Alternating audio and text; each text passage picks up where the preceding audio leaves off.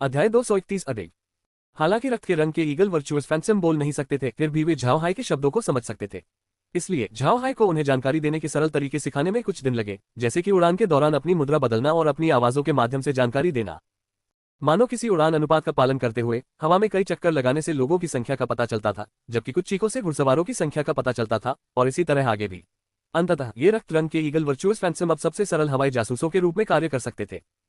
Zhao high ने खून जैसे लाल रंग के चील को तब तक ध्यान से देखा जब तक वह उड़ नहीं गया, फिर लौरा की ओर मुड़कर कहा, पूर्वी क्षेत्र में एक अजीब स्थिति है। 1000 घुड़सवार हमारी ओर बढ़ रहे हैं और वे जानवर नहीं हैं। लौरा अचंभित रह गई और उसका चेहरा बदल गया। उसने कहा, मुझे पता चला है कि बेन्यू गार्ड हर 2 सप्ताह में आयरन वॉल किले की दीवारों से निकलकर इलाके में गश्त करते हैं। लगता है आज हमारा उनसे सामना होना हमारी बदकिस्मती थी। झाओ हाई ने अपनी भौहें सिकोड़ते हुए पूछा, तो फिर हमें क्या करना चाहिए? क्या हमें वापस अंतरिक्ष में जाकर छिप जाना चाहिए? लौरा ने सिर हिलाया, हमें ऐसा नहीं करना चाहिए। हम उन्हें कुछ पैसे देकर जाने दे सकते हैं। आखिरकार सबको पता है कि जानवर जैसे लोग यहाँ से खाना खरीदते हैं। इसके अलावा परसेल डची को भी उम्मीद है कि हर कोई जाकर जानवर जैसे लोगों को खाना बेचेगा। जानवर जैसे लोगों के लिए जब तक उनके पास खाना पीना है वे कहीं नहीं जाएंगे।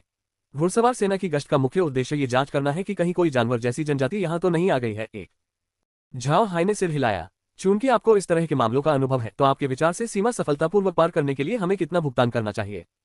लौरा ने हल्की सी मुस्कान बिखेरी, मुझे डर है कि इसके लिए हमें 1000 सोने के सिक्कों की जरूरत पड़ेगी।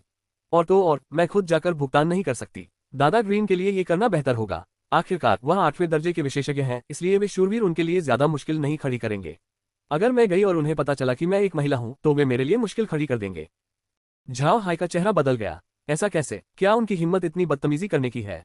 लौरा ने मुस्कुराते हुए कहा, यह मत भूलो, अगर वे वाकई हमारे साथ बदतमीजी करना चाहते हैं तो वे हम सबको मार भी सकते हैं। ऐसे में वे बस ये बहाना बना देंगे कि हमें जानवरों ने मार डाला। ये जगह न तो बीस्टफोर्ड प्रेरी के बहुत अंदर है और न ही आयरन वॉल किले का हिस्सा है। बेन्नियों के वे कुलीन रक्षक यहाँ आसानी से लुटेरे बन सकते हैं। झाओ हाई ने आह भरी, क्या ग्रैंड ड्यूक इवान का इस पर कोई नियंत्रण नहीं है?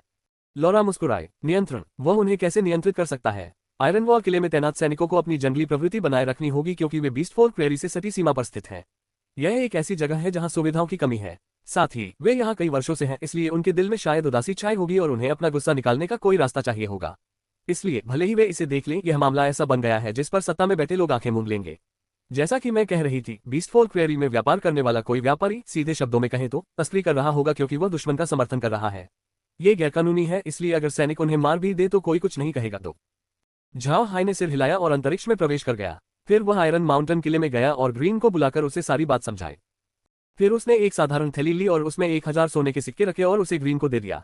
इसके बाद वह ग्रीन के साथ गाड़ी में सवार होकर प्रकट हुआ। झाओ हाई ने एक हवा का पीछा करने वाला घोड़ा छोड़ा और ग्रीन को उस पर सवार कर दिया, लेकिन काफिला रुका नहीं और आगे बढ़ता रहा।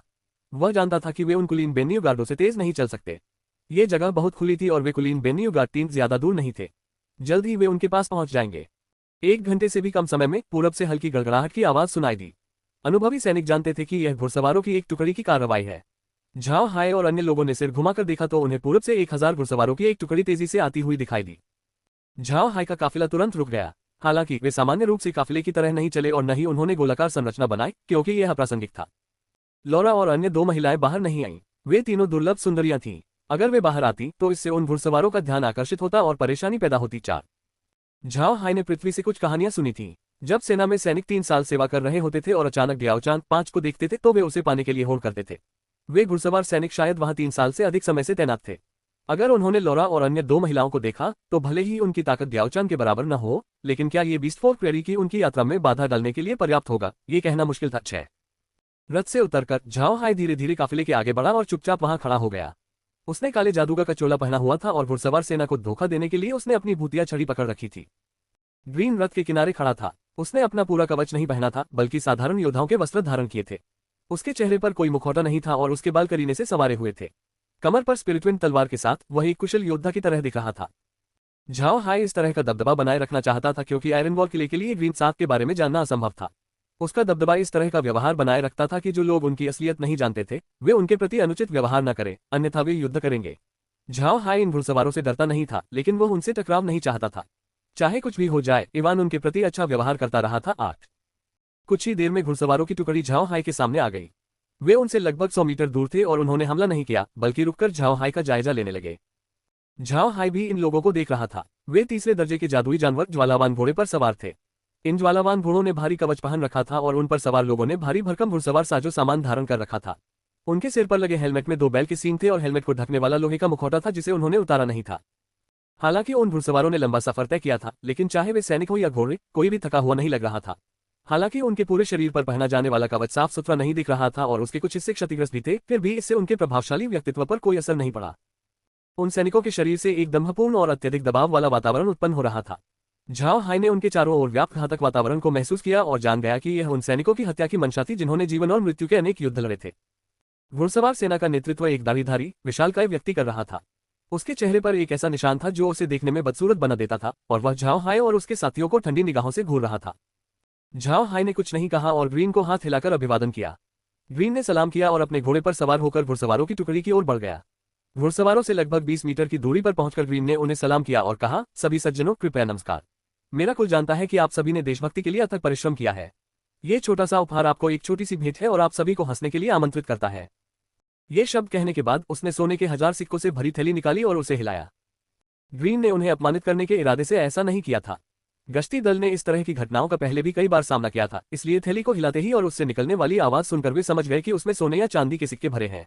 जैसे ही उन्हें वह थैली मिल जाती, वे जान जाते कि उसमें कितना सोना है। इसलिए ग्रीन ने थैली को धीरे से हिलाया ताकि उन्हें पता चल जाए कि उसमें सोने के सिक्के हैं। घुड़सवार सेना के कप्तान ने आवाज सुनी और स्पष्ट रूप से समझ गया कि थैली में सोने के सिक्के हैं। उसकी आंखों में उत्साह बढ़ गया। ग्रीन की ओर देखते हुए उसने कहा, ओह, तो तुम्हारे मालिक को नियम समझ में आ गए हैं। फिर भी एक नियमित जांच करनी बाकी है। ग्रीन के चेहरे के भाव बदल गए। उसने लॉरा की बात सुन ली थी। जब तक वे उन्हें कुछ पैसे दे देते तब तक घुड़सवार सेना उनकी जांच नहीं करती। फिर भी अब वे जांच क्यों कर रहे थे? क्या वे किसी तरह की गलती ढूंढ रहे थे? इन बातों पर सोचते हुए ग्रीन के चेहरे पर तुरंत ही एक कठोर भाव आ गया। शरीर सीधा करते हुए और आंखों में चमक लिए उसने घुड़सवार सेना के कप्तान की ओर देखा और कहा, ओह, तो सैन्य कप्तान ऐसा काम करेगा? यह शायद असामान्य है ना? ग्रीन की आवाज तेज नहीं थी, लेकिन उन घुड़सवार सैनिकों ने उसे साफ सुना। ग्रीन के प्रभावशाली हाव भाव, शब्दों और बदले हुए चेहरे के भावों ने उन्हें एक साधारण व्यक्ति से रैंक 8 के विशेषज्ञ के रूप में प्रस्तुत किया, जिससे एक शक्तिशाली ऊर्जा का संचार हुआ। इससे घुड़सवार सेना के कप्तान के चेहरे का रंग बदल गया। घुड़सवार सेना का कप्तान अभी भी 6ठे रैंक का योद्धा था। चूंकि उसने पहले ग्रीन की ताकत का अंदाजा नहीं लगाया था, इसलिए उसने इस तरह से बात करके उनकी ताकत परखने की कोशिश की। अप्रत्याशित रूप से उन्हें पता चला कि ग्रीन 8वें रैंक का योद्धा था। इतना ही नहीं, वह कोई साधारण योद्धा नहीं था। ग्रीन से एक घना सैन्य आभास निकलता था, जिससे घुड़सवार सेना के कप्तान को समझ आ गया कि सामने वाला व्यक्ति नर्म दिल नहीं है। यह ऐसा समूह था जिसे नाराज नहीं किया जा सकता था। उन्होंने तुरंत कहा, हाँ, मैं तो बस आपसे मजाक कर रहा था महोदय। चूंकि महोदय नियमों को जानते हैं तो स्वाभाविक रूप से महोदय पास हो सकते हैं। जैसे ही ग्रीन ने घुड़सवार सेनापति की बात सुनी, उसका प्रभावशाली व्यवहार तुरंत गायब हो गया। उसने घुड़सवार सेना के कप्तान को हल्की सी मुस्कान दी और कहा, मैं सैन्य कप्तान का धन्यवाद करता हूँ। ये शब्द कहने के बाद उसने कमर झुकाए और थैली को जमीन पर रख दिया। फिर उसने अपने घोड़े को मोड़ा और झाओ हाई की गाड़ी की ओर लौट गया। झाओ हाई ने ग्रीन के रथ से आने का इंतजार किया और फिर हाथ हिलाकर इशारा किया। रथ धीरे धीरे बीस्टफोर्ड प्रेरी की गहराई की ओर बढ़ने लगा। घुड़सवार सेनापति ने तुरंत थैली नहीं उठाए और रथ को ध्यान से देखने लगा। घुड़सवार सेना के कप्तान के बगल में सवार एक घुड़सवार सैनिक ने पूछा, कप्तान, अभी क्या हुआ? जब वह होश में आया तो घुड़सवार सेना के कप्तान ने उस योद्धा की ओर देखकर कहा, कुछ नहीं, मुझे बस एक बात याद आ गई। कुछ समय पहले कासा शहर से एक खबर फैली थी। संकट के दौरान हमारे परसेल कबीले की मदद एक काले जादूगर ने की थी। उस काले जादूगर के साथ एक 8वें दर्जे का योद्धा भी था, है ना? घुड़सवार सेना का कप्तान भी परसेल कबीले का सदस्य था, इसलिए उसने हमारा परसेल कबीला कहा था।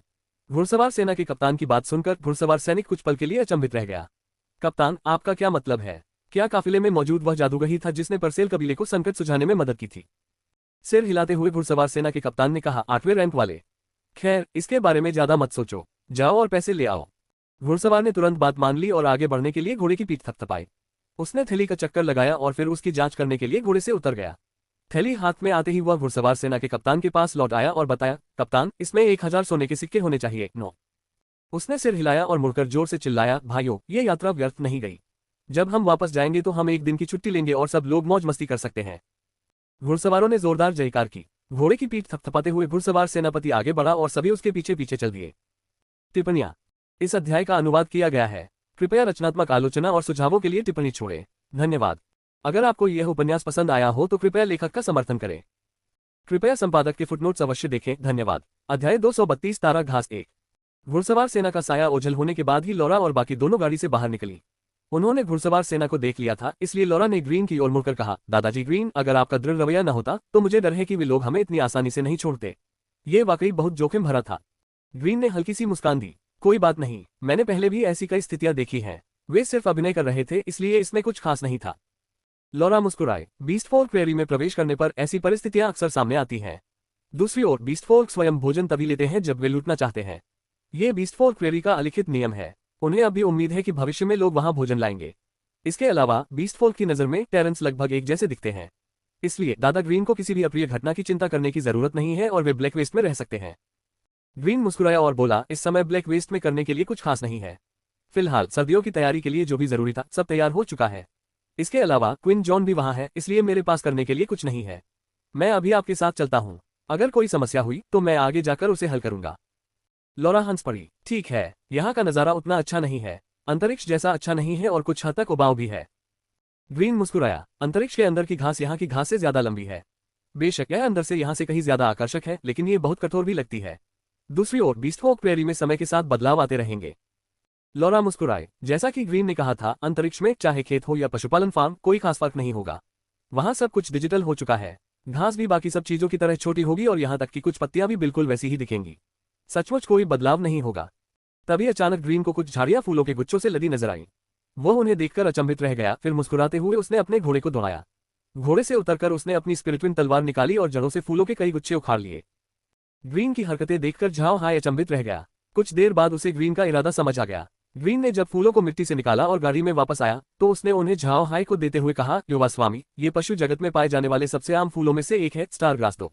ये स्टार ग्रास केवल पशु जगत में ही पाई जाती है और रक्तस्राव रोकने वाली एक आम औषधीय जड़ी बूटी है। आम पशु जगत के लोग इस घास को तोड़कर सुखाते हैं और फिर इसे घावों पर खून रोकने के लिए लगाते हैं। यह एक बहुत ही कारगर जड़ी बूटी है। झाओ हाय ने अपने हाथों में फूलों के गुच्छों को देखा। पूरा पौधा लगभग 30 सेंटीमीटर लंबा था और देखने में कुछ खास असाधारण नहीं लग रहा था। घास के ऊपर फूल खिले थे 3 और फूल में कुल 5 पंखुड़ियां थी जो एक छोटे तारे की तरह फैली हुई थी।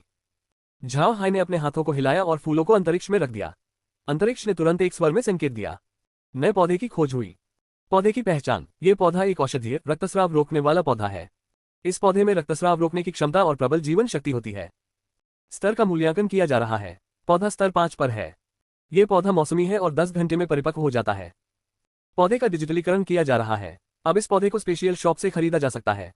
झाओ हाय ने सिर हिलाया। मुड़कर देखा तो लॉरा और बाकी सब उसे ही देख रहे थे। उसने भौहें चढ़ाते हुए कहा, कुछ नहीं। अंतरिक्ष ने पौधे को स्तर 5 का बताया है और इसे परिपक्व होने में 10 घंटे लगते हैं। ग्रीन और बाकी लोगों को कुछ अफसोस तो हुआ, लेकिन उन्हें ज्यादा उम्मीद नहीं थी। अगर इतनी आम किस्म की घास से स्पेस का लेवल बढ़ सकता है तो स्पेस अभी सिर्फ लेवल 20 पर ही नहीं होता। लॉरा की आंखें चमक उठी और वह चारों ओर ऐसे देखने लगी मानो कुछ खोज रही हो। झाओ हाय ने हल्की सी मुस्कान दी। लॉरा पहली बार ऐसी स्थिति का सामना कर रही थी, इसलिए वह बहुत उत्सुक थी और आगे बढ़ गई। नीर भी उत्सुक थी, हालांकि वह पौधों के बारे में उतनी उत्सुक नहीं थी जितनी जादुई जीवों के बारे में। लॉरा की तुलना में मैं कहीं अधिक शांत थी। वह पहले ही अंतरिक्ष के स्तर में वृद्धि देख चुकी थी। अगर इस बार भी यह उन्नत नहीं हुआ तो खुश होने की कोई बात नहीं थी। हालांकि यह एक अच्छी शुरुआत थी। अंतरिक्ष द्वारा मूल्यांकन किए जाने के बाद ये पौधे धीरे धीरे आवश्यक अनुभव प्राप्त कर लेंगे। चूंकि वे अभी अभी बीस्ट फोल्क प्रेरी में प्रवेश कर चुके थे और उन्हें पहले ही एक पौधा मिल गया था, इसलिए इसे एक अच्छी शुरुआत माना जा सकता है। ग्रीन ने लॉरा को देखा और मुस्कुराते हुए कहा, दरअसल बीस्ट फोल्क प्रेरी में बहुत सारे पौधे हैं। दुर्भाग्य से हम बीस्ट फोल्क नहीं हैं, इसलिए हम उन्हें आसानी से देख नहीं पाएंगे। मैंने सुना है कि बीस्ट फोल्क प्रेरी में घास भी कई प्रकार की होती है। कुछ घास मवेशियों के लिए होती है, कुछ भेड़ों के लिए और कुछ घोड़ों के लिए। हाँ, जब हम प्रेरी के बारे में अपनी समझ की बात करते हैं तो हमारी तुलना उन बीस्ट फोल्क से नहीं की जा सकती। लॉरा मुस्कुराए। ये तो स्वाभाविक है। जानवर जैसे लोग यहाँ पीढ़ियों से रह रहे हैं और बीस्ट फोल्क प्रेरी उनका घर है। वे इसे बेहतर ढंग से समझेंगे, लेकिन जब तक हम एक जानवर जैसे गुलाम को खरीद सकते हैं तब तक ये समस्या हल हो सकती है। लॉरा की बात पर ग्रीन ने सहमति में सिर हिलाया। ये कहा जा सकता है कि मैदानी इलाकों की सबसे गहरी समझ रखने वाला समूह किसी युद्ध जनजाति का सदस्य नहीं बल्कि गुलामों का समूह होगा। मैदानी इलाकों के गुलाम पृथ्वी के उन गुलामों से अलग थे जिन पर गुलाम होने का निशान लगा होता था। मैदानी इलाकों में गुलाम तो एक उपजातीय समूह मात्र थे। जीव जंतु आसानी से गुलामों को पहचान लेते थे, इसलिए उन पर निशान लगाने की कोई आवश्यकता नहीं थी। इसके अलावा मैदानी इलाकों के गुलामों को पृथ्वी के गुलामों की तुलना में कहीं अधिक स्वतंत्रता प्राप्त थी और वे जीवित रहने के लिए कुछ युद्ध जनजातियों पर अधिक निर्भर थे। इस क्षेत्र में वे युद्ध जनजातियों के लिए पशुओं की देखभाल और काम करते थे। इसी कारण गुलामों को मैदानी इलाकों की अच्छी समझ थी। वे जानते थे कि कौन सी घास अच्छी होती है, अच्छा पानी कहाँ मिल सकता है और जादुई जानवर कहाँ घूमते हैं। दासों के अस्तित्व का अपना एक कारण था। पशुजातियों के लिए जादुई जीव ही सब कुछ थे। कोई भी पशुजाति कितनी भी शक्तिशाली क्यों न हो, उसकी ताकत का आकलन उसके पास मौजूद जादुई जीवों की संख्या से ही किया जाता था। हालांकि इन जादुई जीवों को दासों द्वारा प्रशिक्षित और पाला पोसा जाता था। जब तक दास इन जादुई जीवों का अच्छे से पालन पोषण करते, पशुजाति उन्हें बदले में इनाम देते थे। इसी कारण दास बहुत मेहनत करते थे। इसी वजह से जब तक झाओ हाई कुछ पशु मानव दासों को खरीदता रहा, तब तक उसे मैदानी इलाकों की वनस्पतियों की बेहतर समझ मिलती रही। दरअसल कई पशु मानव इस ज्ञान के महत्व को नहीं समझते थे। हालांकि पशु मानवों की अपनी लेखन प्रणाली थी, लेकिन उनके पास इन पहलुओं का कोई रिकॉर्ड नहीं था। बीस्ट फॉक प्रेरी में अधिकांश जातीय समूहों की युद्ध क्षमता कम होने के कारण उनके पास अपनी कोई दास जनजाति नहीं थी। यदि उनके पास बहुत सारे दास होते तो उन्हें युद्ध करने वाली जनजातियां छीन लेती। इससे उन्हें कोई लाभ नहीं होता, बल्कि यह केवल नरसंहार का कारण बनता। प्रेरी में यह एक आम बात थी। कई जातीय समूह ऐसे थे जो अपनी विशाल संपत्ति और उसकी रक्षा करने में असमर्थता के कारण युद्ध करने वाले कबीलों द्वारा समाप्त कर दिए गए। बाद में उन्हें गुलाम कबीलों में परिवर्तित कर दिया गया। मैदानी इलाकों में जीवित रहने का यही नियम था। ग्रीन ने सिर हिलाया और कहा, गुलामों को खरीदना जरूरी है, लेकिन इसके बारे में ज्यादा चिंता मत करो। हमें धीरे धीरे आगे बढ़ना होगा। पहले हमें बीस्ट फॉक प्रेरी में यहाँ की स्थिति का जायजा लेना होगा। लॉरा ने सिर हिलाया, मुस्कुराए और कहा, मैं ये समझती हूँ क्योंकि आर्टेस्ट ने मुझे पहले ही इस बारे में काफी कुछ बताया था। दुर्भाग्य से एकत्रित जानकारी बहुत व्यापक नहीं है, इसलिए हमारी समझ अभी भी सीमित है। ग्रीन ने सिर हिलाया और चारों ओर देखा। उसे किसी जनजाति का कोई निशान नहीं दिखा, इसलिए उसने झाओ हाई की ओर मुड़कर कहा, युवा स्वामी, हमें थोड़ा तेजी से चलना होगा। आयरन वॉल किले के घुड़सवार सैनिक इस इलाके में अक्सर आते जाते रहते हैं, इसलिए जानवर जैसे लोग यहाँ नहीं आते। हमें जल्द से जल्द किसी जानवर जैसी जनजाति को ढूंढना होगा। उनके साथ रात बिताना सबसे अच्छा रहेगा। झाओ हाई ने सिर हिलाया। ठीक है, अगर हमें कोई जनजाति मिलती है तो हम उनके साथ कुछ लेन देन भी कर सकते हैं। हाँ, मैं देखना चाहता हूँ कि हमें किस तरह के जीव जंतुओं का सामना करना पड़ता है। लॉरा भी मुस्कुराए। जीव जंतु शायद ही कभी पृथ्वीवासियों की बस्तियों में जाते थे, इसलिए कुछ छोटे इलाकों में रहने वाले स्थानीय लोग अपने पूरे जीवन में कभी किसी जीव जंतु को नहीं देख पाते थे। जल्दी में होने के कारण उन्होंने अपनी गति थोड़ी बढ़ा दी। दुर्भाग्यवश उस दिन उन्हें कोई नहीं मिला। हालांकि ये सामान्य ही था, क्योंकि बीस्ट फॉक प्रेरी बहुत विशाल थी। इसके अलावा वे टेरेंस और बीस्ट फॉक के बीच के बफर जोन में थे। ये जगह कम आबादी वाली होगी। शाम हो गई और उन्हें अब तक कोई भी जीव जंतु नहीं मिला। वे वापस अंतरिक्ष के अंदर चले गए और रात वहीं बिताई। रात बिना किसी चर्चा के बीत गई। अगली सुबह झाओ हाई और बाकी लोग बीस्ट फॉक प्रेरी में और गहराई तक जाने लगे। झाओ हाई आराम से चलना चाहता था, इसलिए वे धीरे धीरे आगे बढ़े। रास्ते में वे आसपास के वातावरण का अवलोकन कर रहे थे और कई प्रकार की घास और फूल इकट्ठा करके उन्हें स्पेस में रख रहे थे। दुर्भाग्य से उन्हें जो पौधे मिले उनमें से अधिकांश सामान्य थे। हालांकि स्पेस ने कुछ पौधों को इकट्ठा कर लिया, लेकिन उनसे ज्यादा अनुभव नहीं मिला। चूंकि स्पेस अब लेवल 20 पर था, इसलिए अपग्रेड करना मुश्किल हो गया था। लेकिन झाओ हाई ने हार नहीं मानी। वह मामले की वास्तविकता को समझता था और जानता था कि उसे धीरे धीरे ही आगे बढ़ना है। इसके बारे में चिंता करना व्यर्थ होगा।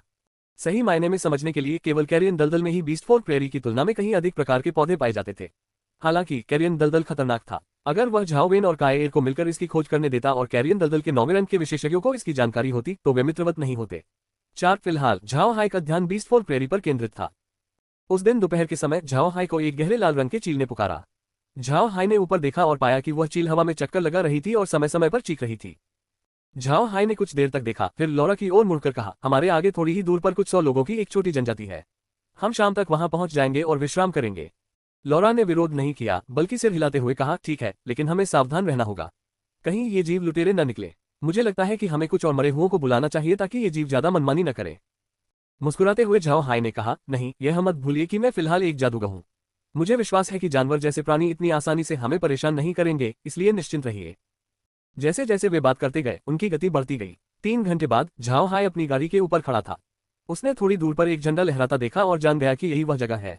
अध्याय 233 बड़े पेट वाले जिद्दी लोग। रंग बिरंगा झंडा, जो किसी जीव जंतुओं की जनजाति का प्रतीक होता है।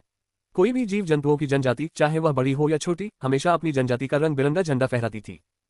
इन रंग बिरंगे झंडों का संबंध जीव जाति से था और वे स्थिरता, शुभ भाग्य और सौभाग्य का प्रतीक थे। जीव जाति की दृष्टि में ये रंग बिरंगे झंडे इंद्रधनुष के समान थे। बारिश के बाद इंद्रधनुष दिखाई देता था और बारिश पशु जाति के लिए बहुत महत्वपूर्ण थी। बारिश से नदियां चौड़ी हो जाती थीं, जिससे पानी की उपलब्धता बढ़ जाती थी। बारिश से मैदान हरे भरे हो जाते थे, जिससे उनके जादुई जानवर अधिक मजबूत और शक्तिशाली हो जाते थे और उनकी संपत्ति में वृद्धि होती थी। इसलिए पशु जाति के सभी कबीले बहुरंगी झंडे फहराते थे। मैदानी इलाकों में अगर किसी को कहीं भी बहुरंगी झंडा दिख जाता तो वह समझ जाता कि आसपास कोई जनजाति है। यह मैदानी इलाकों में आम बात थी। झाओ हाई ने यह जानकारी कहीं पढ़ी थी, इसीलिए उसे इसके बारे में पता चला था। झाओ हाई ने गहरी सांस ली, जल्दी से बैठ गया और गाड़ी में बैठे लॉरा और अन्य लोगों की ओर मुड़कर कहा, मैंने एक बहुरंगी झंडा देखा। लॉरा को झाओ हाई का मतलब अच्छी तरह समझ आ गया था। वह तुरंत गाड़ी से उतरकर ये देखने गई कि झाओ हाई क्या देख रहा है। तभी उसकी नजर के सामने एक रंग बिरंगा झंडा दिखाई दिया। लॉरा ने गहरी सांस ली। आखिरकार हमें एक पशु लोक जनजाति मिल गई है। ठीक है, हम आज रात दूध की शराब पी सकते हैं और भुना हुआ अर्गाली एक खा सकते हैं। झाओ हाई मुस्कुराया। सच कहूं तो इस विशाल मैदान में उन्होंने कभी सोचा भी नहीं था कि पूरे दिन की खोज के बाद भी उन्हें कोई निवासी नहीं मिलेगा। अब अचानक एक बहुरंगी झंडा देखकर वे चौंक गए। यह ऐसा था जैसे अंधेरे में जी रहे लोगों को अचानक प्रकाश की एक किरण दिखाई दे। कुछ ही देर में झाओ हाय और बाकी लोगों ने एक तंबू देखा। तंबू में चहल पहल का माहौल था और उसके ऊपर एक झंडा लगा हुआ था। झंडे पर एक प्यारा सा छोटा सुअर बना हुआ था। झाओ हाय ने यह सुनिश्चित करने के लिए अपनी आंखें झपकाई कि कहीं उसे कोई गलती तो नहीं हुई। झंडे पर सचमुच एक प्यारा सा छोटा सुअर बना हुआ था। लौरा की ओर मुड़कर हैरानी से उसने पूछा, लौरा, ये कौन सी जनजाति है? लौरा ने तंबू के ऊपर लगे झंडे पर छोटे सुअर की तस्वीर भी देखी। मुस्कुराते हुए उसने कहा, झंडे पर छोटा सुअर दिख रहा है। सुअर का पेट थोड़ा बड़ा है ना? ये जीव जंतुओं की जनजाति सुअर जाति की ही एक शाखा है। बड़े पेट वाले सुअर की जनजाति। ये ज्यादा लंबे नहीं होते, लगभग 2 मीटर ही ऊंचे होते हैं। जीव जंतुओं में ये कद में छोटे होते हैं, लेकिन इनके पेट बहुत बड़े होते हैं और हमेशा दिखाई देते हैं। इनके बड़े पेट को कम मत समझना, क्योंकि यही इनकी सबसे ताकत है। ये जनजाति एक ऐसी जातीय नस्ल का हिस्सा है जिनकी युद्ध क्षमता बहुत मजबूत नहीं है, लेकिन उनके पास एक अनोखी क्षमता है। वे जो पानी पीते हैं उसे अपने पेट में जमा कर सकते हैं। फिर वे उस पानी का उपयोग एक धारा के रूप में कर सकते हैं और उसे तीर की तरह दूसरों पर हमला करने के लिए इस्तेमाल कर सकते हैं। उनके द्वारा फेंका गया पानी आमतौर पर 30 मीटर तक पहुंच सकता है और इसकी ताकत एक टैरान के क्रूर तीर के बराबर होती है। इस अनोखी क्षमता के कारण वे गुलाम जनजाति नहीं बन पाए हैं। झाओ हाय को इस बात की बहुत जिज्ञासा थी। उसे लगा कि ये दुनिया बहुत विशाल है। किसी जाति में ऐसा चमत्कार हो सकता है, ये वाकई बहुत दिलचस्प था। लौरा की ओर मुड़ते हुए झाओ हाय ने कहा, तो फिर उस कबीले के चरित्र का क्या होगा? क्या वे अचानक लुटेरे बन जाएंगे? लौरा ने सिर हिलाया और मुस्कुराए। उनका स्वभाव मिलनसार है। वे सुगंधित सुअर प्रजाति से हैं। जब तक आप उन्हें परेशान नहीं करेंगे, वे आपकी चीजें छीनने की कोशिश नहीं करेंगे। वे बहुत ही मेहमाननवाज प्रजाति है और मुख्य रूप से अर्गाली एक प्रकार का सुअर पालकर अपना जीवन यापन करते हैं। झाओ हाय जानता था कि अर्गाली एक प्रथम श्रेणी का जादुई जीव है और उन अनेक प्रथम श्रेणी के जादुई जीवों में से एक है जिन्हें जीव जंतु पालते हैं। अर्गाली की खाल से वस्त्र, ऊन से कंबल, मांस से खाने योग्य और हड्डियों से हथियार बनाए जा सकते थे। ये कहा जा सकता है कि जीव जंतुओं का जीवन अर्गाली से अविभाज्य था। पृथ्वीवासियों के लिए अर्गाली का पालन पोषण करना एक दुर्लभ बात थी। इसका मुख्य कारण ये था कि अर्गाली मैदानी इलाकों में रहने के लिए अनुकूलित हो चुके थे। यदि उन्हें पृथ्वीवासियों के क्षेत्र में पाला जाता तो वे बीमार पड़ जाते। इसलिए पशु लोग के लिए अर्गाली पशु देवता का सबसे बड़ा आशीर्वाद प्रतीत होते थे। झाओ हाय ने सिर हिलाया। तो ठीक है, आज हम यहीं आराम करेंगे। अगर उन्हें जरूरत पड़ी तो हम उन्हें खाना भी बेच देंगे। ठीक है, उन जानवरों के साथ लेन देन कैसे होता है? लौरा मुस्कुराए। यह मुश्किल नहीं है। जब तक हम भोजन उपलब्ध कराते रहेंगे, वे खुद पहल करके हमारे पास आ जाएंगे। हालांकि आमतौर पर वे जादुई जानवरों का व्यापार करते हैं और लेन देन के लिए सीधे पैसे का इस्तेमाल नहीं करते। केवल बड़ी युद्ध जनजातियां ही लेन देन में पैसे का इस्तेमाल कर सकती हैं। इसलिए हमें भी अपने जादुई जानवरों का व्यापार करके उन्हें पैसे में बदलना होगा। झाओ हाय ने पूछा, एक अर्गाली के बदले हमें कितने बांस के चावल का व्यापार करना होगा? लौरा मुस्कुराई। आधा टन। 3 आधा टन? क्या तुम मजाक कर रही हो? झाओ हाय ये सुनकर हैरान रह गया। लौरा ने जो कीमत बताई थी उससे वह चौंक गया। झाओ हाय के आश्चर्य का कारण यह था कि एक वयस्क अर्गाली लगभग 1.5 मीटर तक बढ़ सकता था और उसका वजन लगभग 400 किलोग्राम होता था। अगर उन्हें अर्गाली की पीठ पर भी ले जाया जाता तो भी उन्हें कोई परेशानी नहीं होती। इसके अलावा एक अर्गाली 100 किलोग्राम ऊन का उत्पादन कर सकता था। अगर वे इसे परसेल डची वापस ले जाते तो अर्गाली की कीमत लगभग 15 सोने के सिक्के होती, भले ही वे उसे पालते नहीं बल्कि केवल उसका शव लाते। वहीं आधा टन बांस चावल तो सचमुच सिर्फ 1 सोने के सिक्के में बिक जाता। ये 15 गुना मुनाफा था। क्या ये कुछ ज्यादा ही नहीं था? लौरा झाओ हाय की हैरानी समझ गई। उसने हल्की सी मुस्कान के साथ कहा, ये रकम काफी ऊंची लग रही है, पर उतनी भी नहीं जितनी तुम सोच रहे हो। तुम्हें याद रखना चाहिए कि बीस्ट फोर्ट क्वेरी में सामान की तस्करी होती है। तस्करी का मतलब है चौकियों पर तैनात सैनिकों को रिश्वत देना और हर बार चौकी पार करते समय ऐसा करना, जो कोई छोटी रकम नहीं है। साथ ही बीस्ट फोर्ट क्वेरी में लूटपाट का खतरा भी बहुत ज्यादा है। आधा टन बांस चावल क्वेरी में ले जाने में लगभग 3 सोने के सिक्के खर्च होते हैं। अर्गाली को वापस लाने से आपकी आमदनी बढ़ सकती है, लेकिन मुख्य भूमि पर एक अर्गाली की कीमत 8 सोने के सिक्के है। इसमें लूटपाट की संभावना शामिल नहीं है। आपको याद रखना होगा कि बीस्ट फोर्ट क्वेरी के व्यापारी आमतौर पर किसी बड़े युद्ध कबीले के साथ सहयोग करते हैं। अगर ऐसा नहीं होता तो उन्हें लूट लिया जाता। एक अनुमान के अनुसार एक आम व्यापारी को 10 में से 3 या 4 बार लूटा जा सकता है। इसके बिना भी अर्गाली से होने वाला उनका मुनाफा लगभग 4 से 5 सोने के सिक्के ही होगा। ये भी काफी अच्छा है। झाओ हाय ने सिर हिलाया। वह उसकी बात समझ गया था। चून की लागत अधिक थी, इसलिए कीमत स्वाभाविक रूप से बढ़ जाएगी। अगर लागत बहुत कम होती तो लोग इस तरह का व्यापार नहीं करते। अंततः सबसे अधिक नुकसान मनुष्यों को नहीं बल्कि पशुजातियों को होगा। अगर ऐसा हुआ तो उनकी हालत खराब हो जाएगी। 4 झाओ हाय ने लौरा की ओर मुड़कर पूछा, अगर हम उनके साथ व्यापार करें तो आपको क्या लगता है कि हमें कितना भुगतान करना चाहिए? लौरा ने हल्की सी मुस्कान के साथ कहा, 1 टन प्रति अर्गली। झाओ हाय ने सिर हिलाया। उसे अन्य व्यापारियों की तरह भारी लागत की चिंता नहीं करनी पड़ती थी, क्योंकि वह अंतरिक्ष के भीतर ही बांस चावल का उत्पादन कर रहा था। इसके अलावा वह अर्गली को स्थानिक फार्म में रख सकता था या उन्हें स्थानिक गोदाम में संग्रहित कर सकता था। उसे किसी भी प्रकार की व्यवस्था करने या किसी को रिश्वत देने की आवश्यकता नहीं थी। इस वजह से उसे लगभग कोई अतिरिक्त खर्च नहीं करना पड़ता था। प्रति अर्गली 1 टन बांस चावल से भी उसे लाभ होता। साथ ही बीस्ट फोर्ट क्वेरी में 1 टन बांस चावल की कीमत पर ज्यादा असर नहीं पड़ता था, क्योंकि यह अभी भी उचित दर थी। नीर और मेघ पीछे खड़े होकर उन दोनों की बातचीत सुन रहे थे। मेघ को इस बात का कोई अफसोस नहीं था, बशर्ते वह झाओ हाय का ख्याल रख सके। वैसे भी पहले सारे व्यापारिक मामले झाओ हाई ही संभालता था, इसलिए उसे किसी तरह की ईर्ष्या नहीं थी। देखने वालों के लिए मेग और लॉरा एक दूसरे की प्रतिद्वंदी थी, लेकिन मेग की सोच अलग थी। वह लॉरा से किसी बात पर झगड़ा नहीं करना चाहती थी। मेग सिर्फ झाओ हाई के साथ रहना चाहती थी। इसके अलावा व्यापार में लॉरा की खूबी एक जन्मजात प्रतिभा थी, जिसकी बराबरी मेग नहीं कर सकती थी। मेग ने इस बारे में अपनी शंकाओं को बहुत पहले ही दूर कर लिया था, इसलिए वह लॉरा से ईर्ष्या नहीं करेगी। अगर लॉरा सक्षम होती तो वह खुश होती। आखिरकार लॉरा अब बुढ़ा वंश का प्रतिनिधित्व कर रही थी। अगर वह सक्षम होती तो बुढ़ा वंश और मजबूत हो जाता। यही मेग की इच्छा थी। वे चलते चलते बातें करते रहे। थोड़ी देर में वे तंबू के सामने पहुंच गए। तंबू में मौजूद लोगों ने जैसे ही उन्हें देखा, 20 परछाइयां उनकी ओर दौड़ पड़ी। हर परछाई के साथ एक कुत्ता था। जैसे जैसे परछाइयां झाओ हाई के करीब आती गईं, ये स्पष्ट हो गया कि वे 20 लोग घुड़सवार सैनिक थे। झाओ हाई के चेहरे पर मुस्कान इस बात की थी कि उनके वाहन अप्रत्याशित रूप से सुअर थे। हाँ, ये सुअर थे। लगभग 2 मीटर लंबे शरीर और आधे टन से अधिक वजन वाले उन सुअरों के मुंह में 2 लंबे नुकीले दांत उग रहे थे। फिर सुअरों पर सवार सवारों को देखकर झाओ हाई को झूबाजी 5 नाम के एक आदमी की याद आ गई। वे सचमुच एक जैसे दिखते थे। झूबाजी की तरह वे मैदानी कपड़े पहनते थे। उनके सिर पर फर की टोपी थी और वे चमड़े के कपड़े पहने हुए थे। उनके सिर सुअर जैसे बड़े थे और गर्दन मोटी और खुरदरी थी, और उनका बर्फ जैसा सफेद पेट बाहर से दिखाई देता था। उनके पेट पर काले बालों की एक परत दिखती थी। बस एक चोगा पहन लो और हाथ में कुदाल रख लो, वे झूबाजी जैसे ही दिखते थे। उन्हें मेकअप की भी जरूरत नहीं थी। झाओ हाई मुस्कुराना चाहता था, लेकिन फिर उसने सोचा कि यह शिष्टाचार के विरुद्ध होगा। अगर वह पशुजात लोगों का उपहास करता और झगड़ा खड़ा करता तो यह देखने में अच्छा नहीं लगता। उसने खुद को रोका और धीरे धीरे अपने मन को शांत किया। उन मोटे पेट वाले हटे कट्टे सिर वाले सवारों के साथ कई कुत्ते भी थे। वे कुत्ते बहुत खास थे क्योंकि वे लगभग 1 मीटर ऊंचे थे और उनके बाल लंबे थे। वे बहुत तेज दौड़ते थे और बेवजह नहीं भौंकते थे। उनके होठों के ऊपर 2 नुकीले दांत दिखाई देते थे, जिससे वे देखने में खतरनाक लगते थे और उनसे पंगा लेना ठीक नहीं था। झाओ हाय और बाकी लोग तुरंत रुक गए। उन्होंने शांत और दोस्ताना व्यवहार का दिखावा किया। वाकई सुअर पर सवार लोग धीमे हो गए। झाओ हाय को अब पता चला कि उन सुअर पर सवार लोगों के हथियार बहुत ही साधारण थे। लकड़ी के हैंडल पर भेड़ का बड़ा सा सिर लगा हुआ था, और कुछ हथियारों में तो लकड़ी का इस्तेमाल भी नहीं किया गया था, बल्कि जानवरों की हड्डियों का इस्तेमाल किया गया था। लेकिन झाओ हाय ने इस तरह के हथियार को कम आंकने की हिम्मत नहीं की, क्योंकि भेड़ का सिर बहुत बड़ा और भारी दिखता था। अगर किसी पर ऐसी चीज से वार किया जाए तो हड्डियां टूट जाएंगी और नसें चकनाचूर हो जाएंगी। अभी बड़े पेट वाले सुअर जनजाति के लोग उनसे 50 मीटर आगे रुक गए। दोनों तरफ के लोग रुक गए, लेकिन उन घुड़सवारों ने अपने कुत्तों को झाओ हाय और अन्य लोगों के चारों ओर घूमने और घेरने के लिए छोड़ दिया। कुत्ते उन्हें घूर रहे थे। उनके गले से चेतावनी भरी बिनबिनाह की आवाज आ रही थी। अध्याय 234 अनमोल उपहार। लॉरा ने कुछ बड़े पेट वाले सुअर कबीले के लोगों को देखते ही तुरंत गाड़ी से उतरकर उनका अभिवादन किया और जल्दी से कहा, मेरे साथी सुअर कबीले के दोस्तों, हम एक टैरान व्यापारी कबीला हैं। हम बुरे लोग नहीं हैं, इसलिए कृपया अपने वफादार कुत्तों को उनके मालिकों के पास वापस जाने दें। बड़े पेट वाले सुअर कबीले के लोगों ने लॉरा को काफिले के पास खड़े देखा।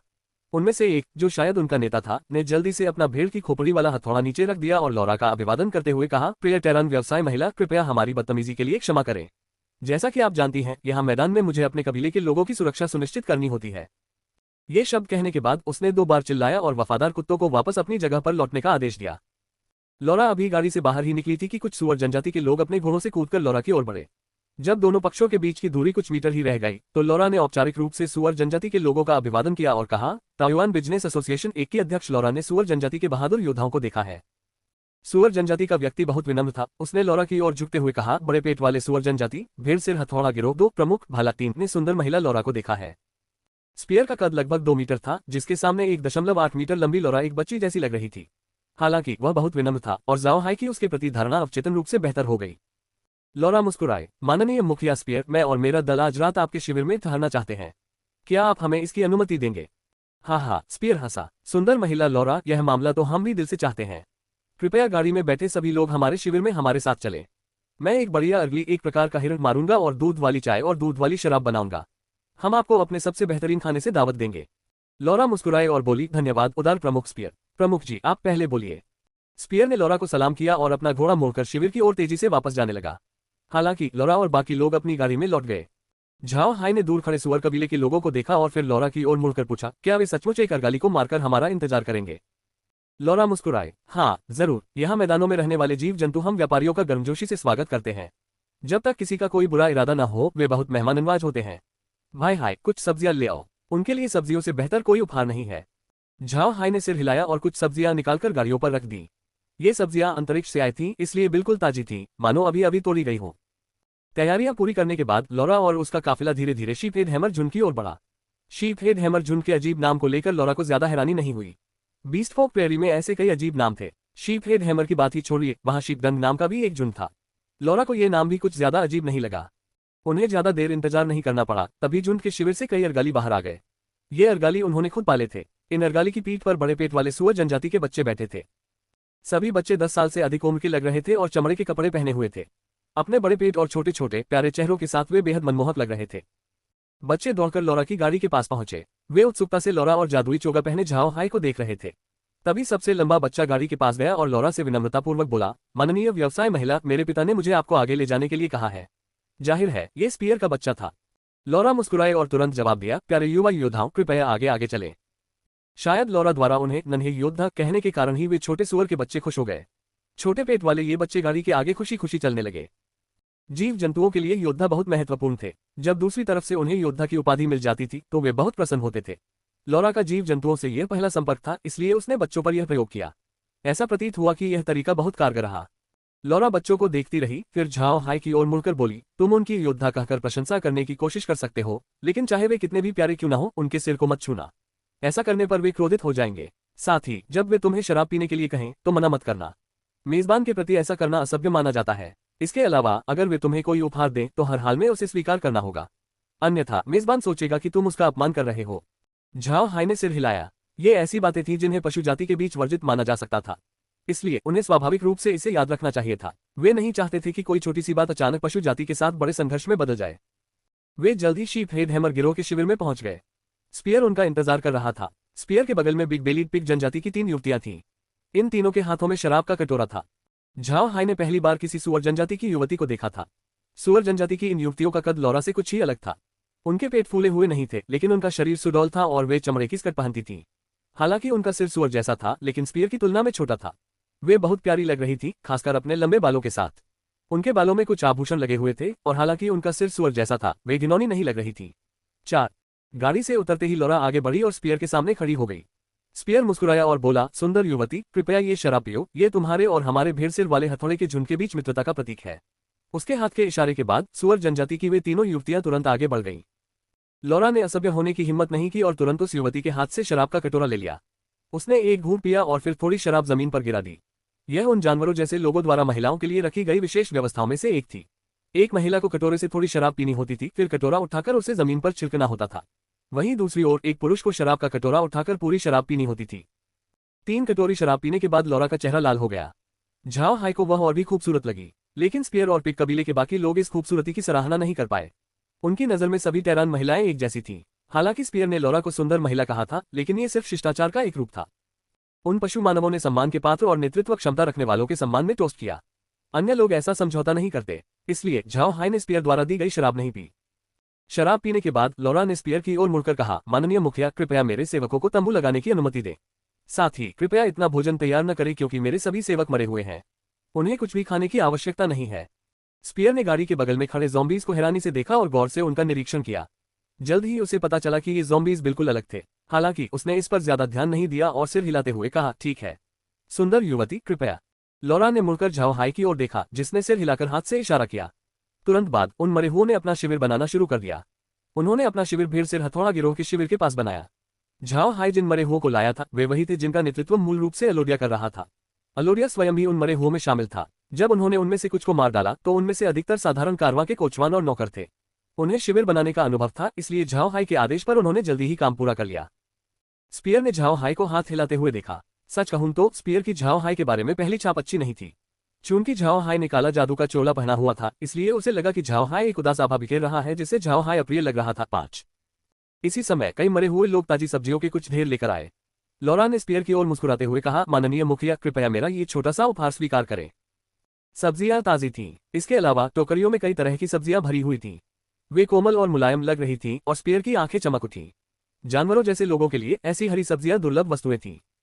स्पीयर ने विनम्रता का परिचय देते हुए मुस्कुराते हुए लौरा से कहा, धन्यवाद सुंदर और उदार युवती। ये सब्जियां हमारे लिए सचमुच बहुत महंगी हैं। कृपया मेरे तंबू में आइए। मेरी पत्नी ने सुगंधित दूध की चाय बनाई है। लौरा स्पीयर के साथ शिविर के बीच में बने सबसे बड़े तंबू की ओर बढ़ते हुए बिल्कुल भी विनम्र नहीं थी। दूसरी ओर सब्जियां स्पीयर को मिल चुकी थीं। झाओ हाई को हंसी आ रही थी। वे सब्जियां तो बस साधारण सब्जियां थीं और उनकी कोई खास कीमत नहीं थी। उन्हें पता था कि पशु मानव एक मैदानी इलाके में रहते हैं और इस तथ्य को ध्यान में रखते हुए कि वहां केवल घास के मैदान ही थे, वे कोई सब्जियां नहीं उगा सकते थे। इसलिए सब्जियां अधिकतर पृथ्वी के व्यापारियों द्वारा लाई जाती थीं। क्योंकि वे सब्जियों को अच्छी तरह से संरक्षित नहीं कर सकते, इसलिए उन्हें पूरे साल सब्जियां नहीं मिल पाती थीं। कभी कभी अगर वे भाग्यशाली होते तो उन्हें मैदानी इलाके में कुछ जंगली जड़ी बूटियां मिल जाती थीं। इस प्रकार ये उपज उनके लिए दुर्लभ भोजन बन जाती थी। लॉरा ने उन्हें ढेर सारी सब्जियां दी थीं। स्पीयर के लिए ये सचमुच अनमोल था, इसलिए लॉरा के प्रति उसका सम्मान बहुत बढ़ गया। स्पीयर लोगों के समूह को तंबू में ले गया। तंबू के अंदर पिग जनजाति की महिलाएं फर से सजे वस्त्र पहने हुए चहल पहल से इधर उधर घूम रही थीं। जब उन दोनों महिलाओं ने स्पीयर को अंदर आते देखा तो उन्होंने जल्दी से समूह का अभिवादन किया। झाओ हाय और अन्य लोगों ने भी अभिवादन का जवाब दिया और तंबू के चारों ओर ध्यान से देखा। तंबू के बीचों बीच एक खंभा था जो छत को सहारा दे रहा था। दीवारें जानवरों की खाल और ऊनी कंबलों से बनी थी, जिनके चारों ओर लकड़ी और जानवरों की हड्डियां लगी थी ताकि अंदर गर्मी बनी रहे। जमीन पर कालीन बिछे थे। तंबू के केंद्र के पास एक गड्ढा था जिसमें आग जल रही थी। उसके ऊपर एक तांबे का बर्तन रखा था जिसे गर्म किया जा रहा था। बर्तन से दूध वाली चाय की खुशबू आ रही थी। स्पीयर ने अपने मेहमानों को बैठने के लिए कहा। सभी मेहमानों को गर्मागर्म दूध वाली चाय का एक कटोरा दिया गया। झाओ हाय और बाकी लोगों ने भी थोड़ी चाय पी और पाया कि यह वाकई बहुत खुशबूदार थी। ये चाय झाओ हाय की जानी पहचानी चाय जैसी नहीं लग रही थी, बल्कि किसी अनजान पौधे से बनी हुई थी। इसका स्वाद चाय की पत्तियों जैसा नहीं था, लेकिन दूध वाली चाय वाकई स्वादिष्ट थी। इसमें किसी तरह की मछली जैसी गंध नहीं थी, इसलिए ऐसा लग रहा था कि इसमें कुछ मिलाया गया था। इसका स्वाद हल्का नमकीन था और खुशबू गाढ़ी थी। ये मुलायम थी और इसका स्वाद लाजवाब था। अध्याय 235। सोते समय तंबू में एक साथ। दिन भर की यात्रा के बाद लॉरा और बाकी लोग बहुत थक गए थे, लेकिन गर्म दूध वाली चाय का एक कटोरा पीने के बाद वे सभी काफी बेहतर महसूस करने लगे। स्पीयर ने अपने मेहमानों की शक्ल सूरत देखी और उसके चेहरे पर मुस्कान आ गई। उसका मुंह सूअर जैसा बड़ा था और उसकी मुस्कान उसके बड़े मुंह से भी बड़ी थी। लॉरा और बाकी लोग भी मुस्कुराए बिना नहीं रह सके। जब उन्होंने अपने कटोरे नीचे रख दिए तो स्पीयर की पत्नी ने उन्हें एक बार फिर दूध वाली चाय से भर दिया। फिर स्पीयर ने मुंह खोला और कहा, सुंदर युवती, तुमने कितना खाना खरीदा है और उसकी कीमत क्या है? बीस्ट फॉक सीधे बात करना पसंद करते थे, इसलिए स्पीयर ने घुमा फिराकर बात नहीं की और सीधे लॉरा से कीमत पूछ ली। जैसा कि स्पीयर ने अनुमान लगाया था, लॉरा अपने साथ खाना लाई थी। बीस्ट फॉक के लिए खाना एक ऐसी चीज थी जिसकी उन्हें सख्त जरूरत थी। लॉरा मुस्कुराए और बोली, माननीय मुखिया जी, इस बार हम कुल 25 टन भोजन लाए हैं। सारा बांस का चावल है। आपके आतिथ्य सत्कार के बदले मैं प्रति अर्गली 1 टन भोजन देने को तैयार हूं। स्पीयर ने अनिश्चितता से लॉरा की ओर देखा। आपने कहा था कि प्रति अर्गली 1 टन भोजन का व्यापार होगा। क्या आपने कुछ गलत तो नहीं कहा? यह पहली बार था जब स्पीयर ने लॉरा से बात करते समय अपने वाक्य में सुंदर युवती जैसे कुछ शब्द नहीं जोड़े थे। इससे पता चलता है कि वह कितना हैरान था। लॉरा मुस्कुराए और बोली, ये वही है जो चीफ स्पीयर ने कहा था, 1 टन प्रति अर्गली। मैंने कुछ गलत नहीं कहा है और आपने भी गलत नहीं समझा है। ये सुनकर स्पीयर उत्साहित हो गया और खड़ा हो गया। फिर उसने गंभीरता से अपना सीना पकड़ते हुए लॉरा से विनम्रतापूर्वक कहा, सुंदर महिला लॉरा, आप सुंदर याजा नदी की तरह उदार हैं। आज से आप शीप हेड हैमर गिरोह की सबसे सम्मानित अतिथि हैं। लॉरा मुस्कुराए, माननीय मुखिया, अब हम दोस्त हैं और दोस्तों को एक दूसरे के प्रति इतना विनम्र नहीं होना चाहिए। साथ ही मुझे इनका परिचय कराने की अनुमति दे। ये मेरे मंगेतर झाओ हाय हैं। ये एक जादूगर हैं और वास्तव में ये खाना इन्हीं के क्षेत्र में उगाया गया है। कीमत भी इन्होंने ही तय की है। इस बार झाओ हाय को इसलिए शामिल किया गया क्योंकि लॉरा सारा श्रेय खुद नहीं लेना चाहती थी। इसके अलावा उसने देखा कि स्पीयर की नज़र में झाओ हाय कुछ खास अच्छा नहीं था। लॉरा नहीं चाहती थी कि झाओ हाय को नजरअंदाज किया जाए, इसलिए उसने उसे स्पीयर से मिलवाया।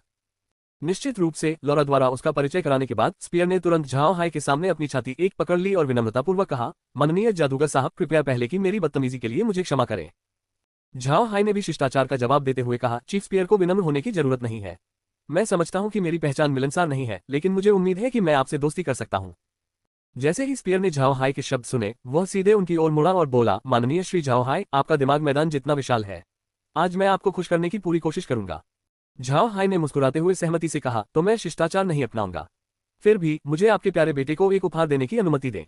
इतना कहकर उन्होंने हाथ हिलाया और एक लोहे की ढाल प्रकट हो गई। ये लोहे की ढाल बड़ी नहीं थी और मीनारनुमा ढाल के बजाय केवल एक गोल ढाल थी। झाओ हाय ने इसे परसेल रियासत से उस समय खरीदा था जब वे सामान खरीद रहे थे।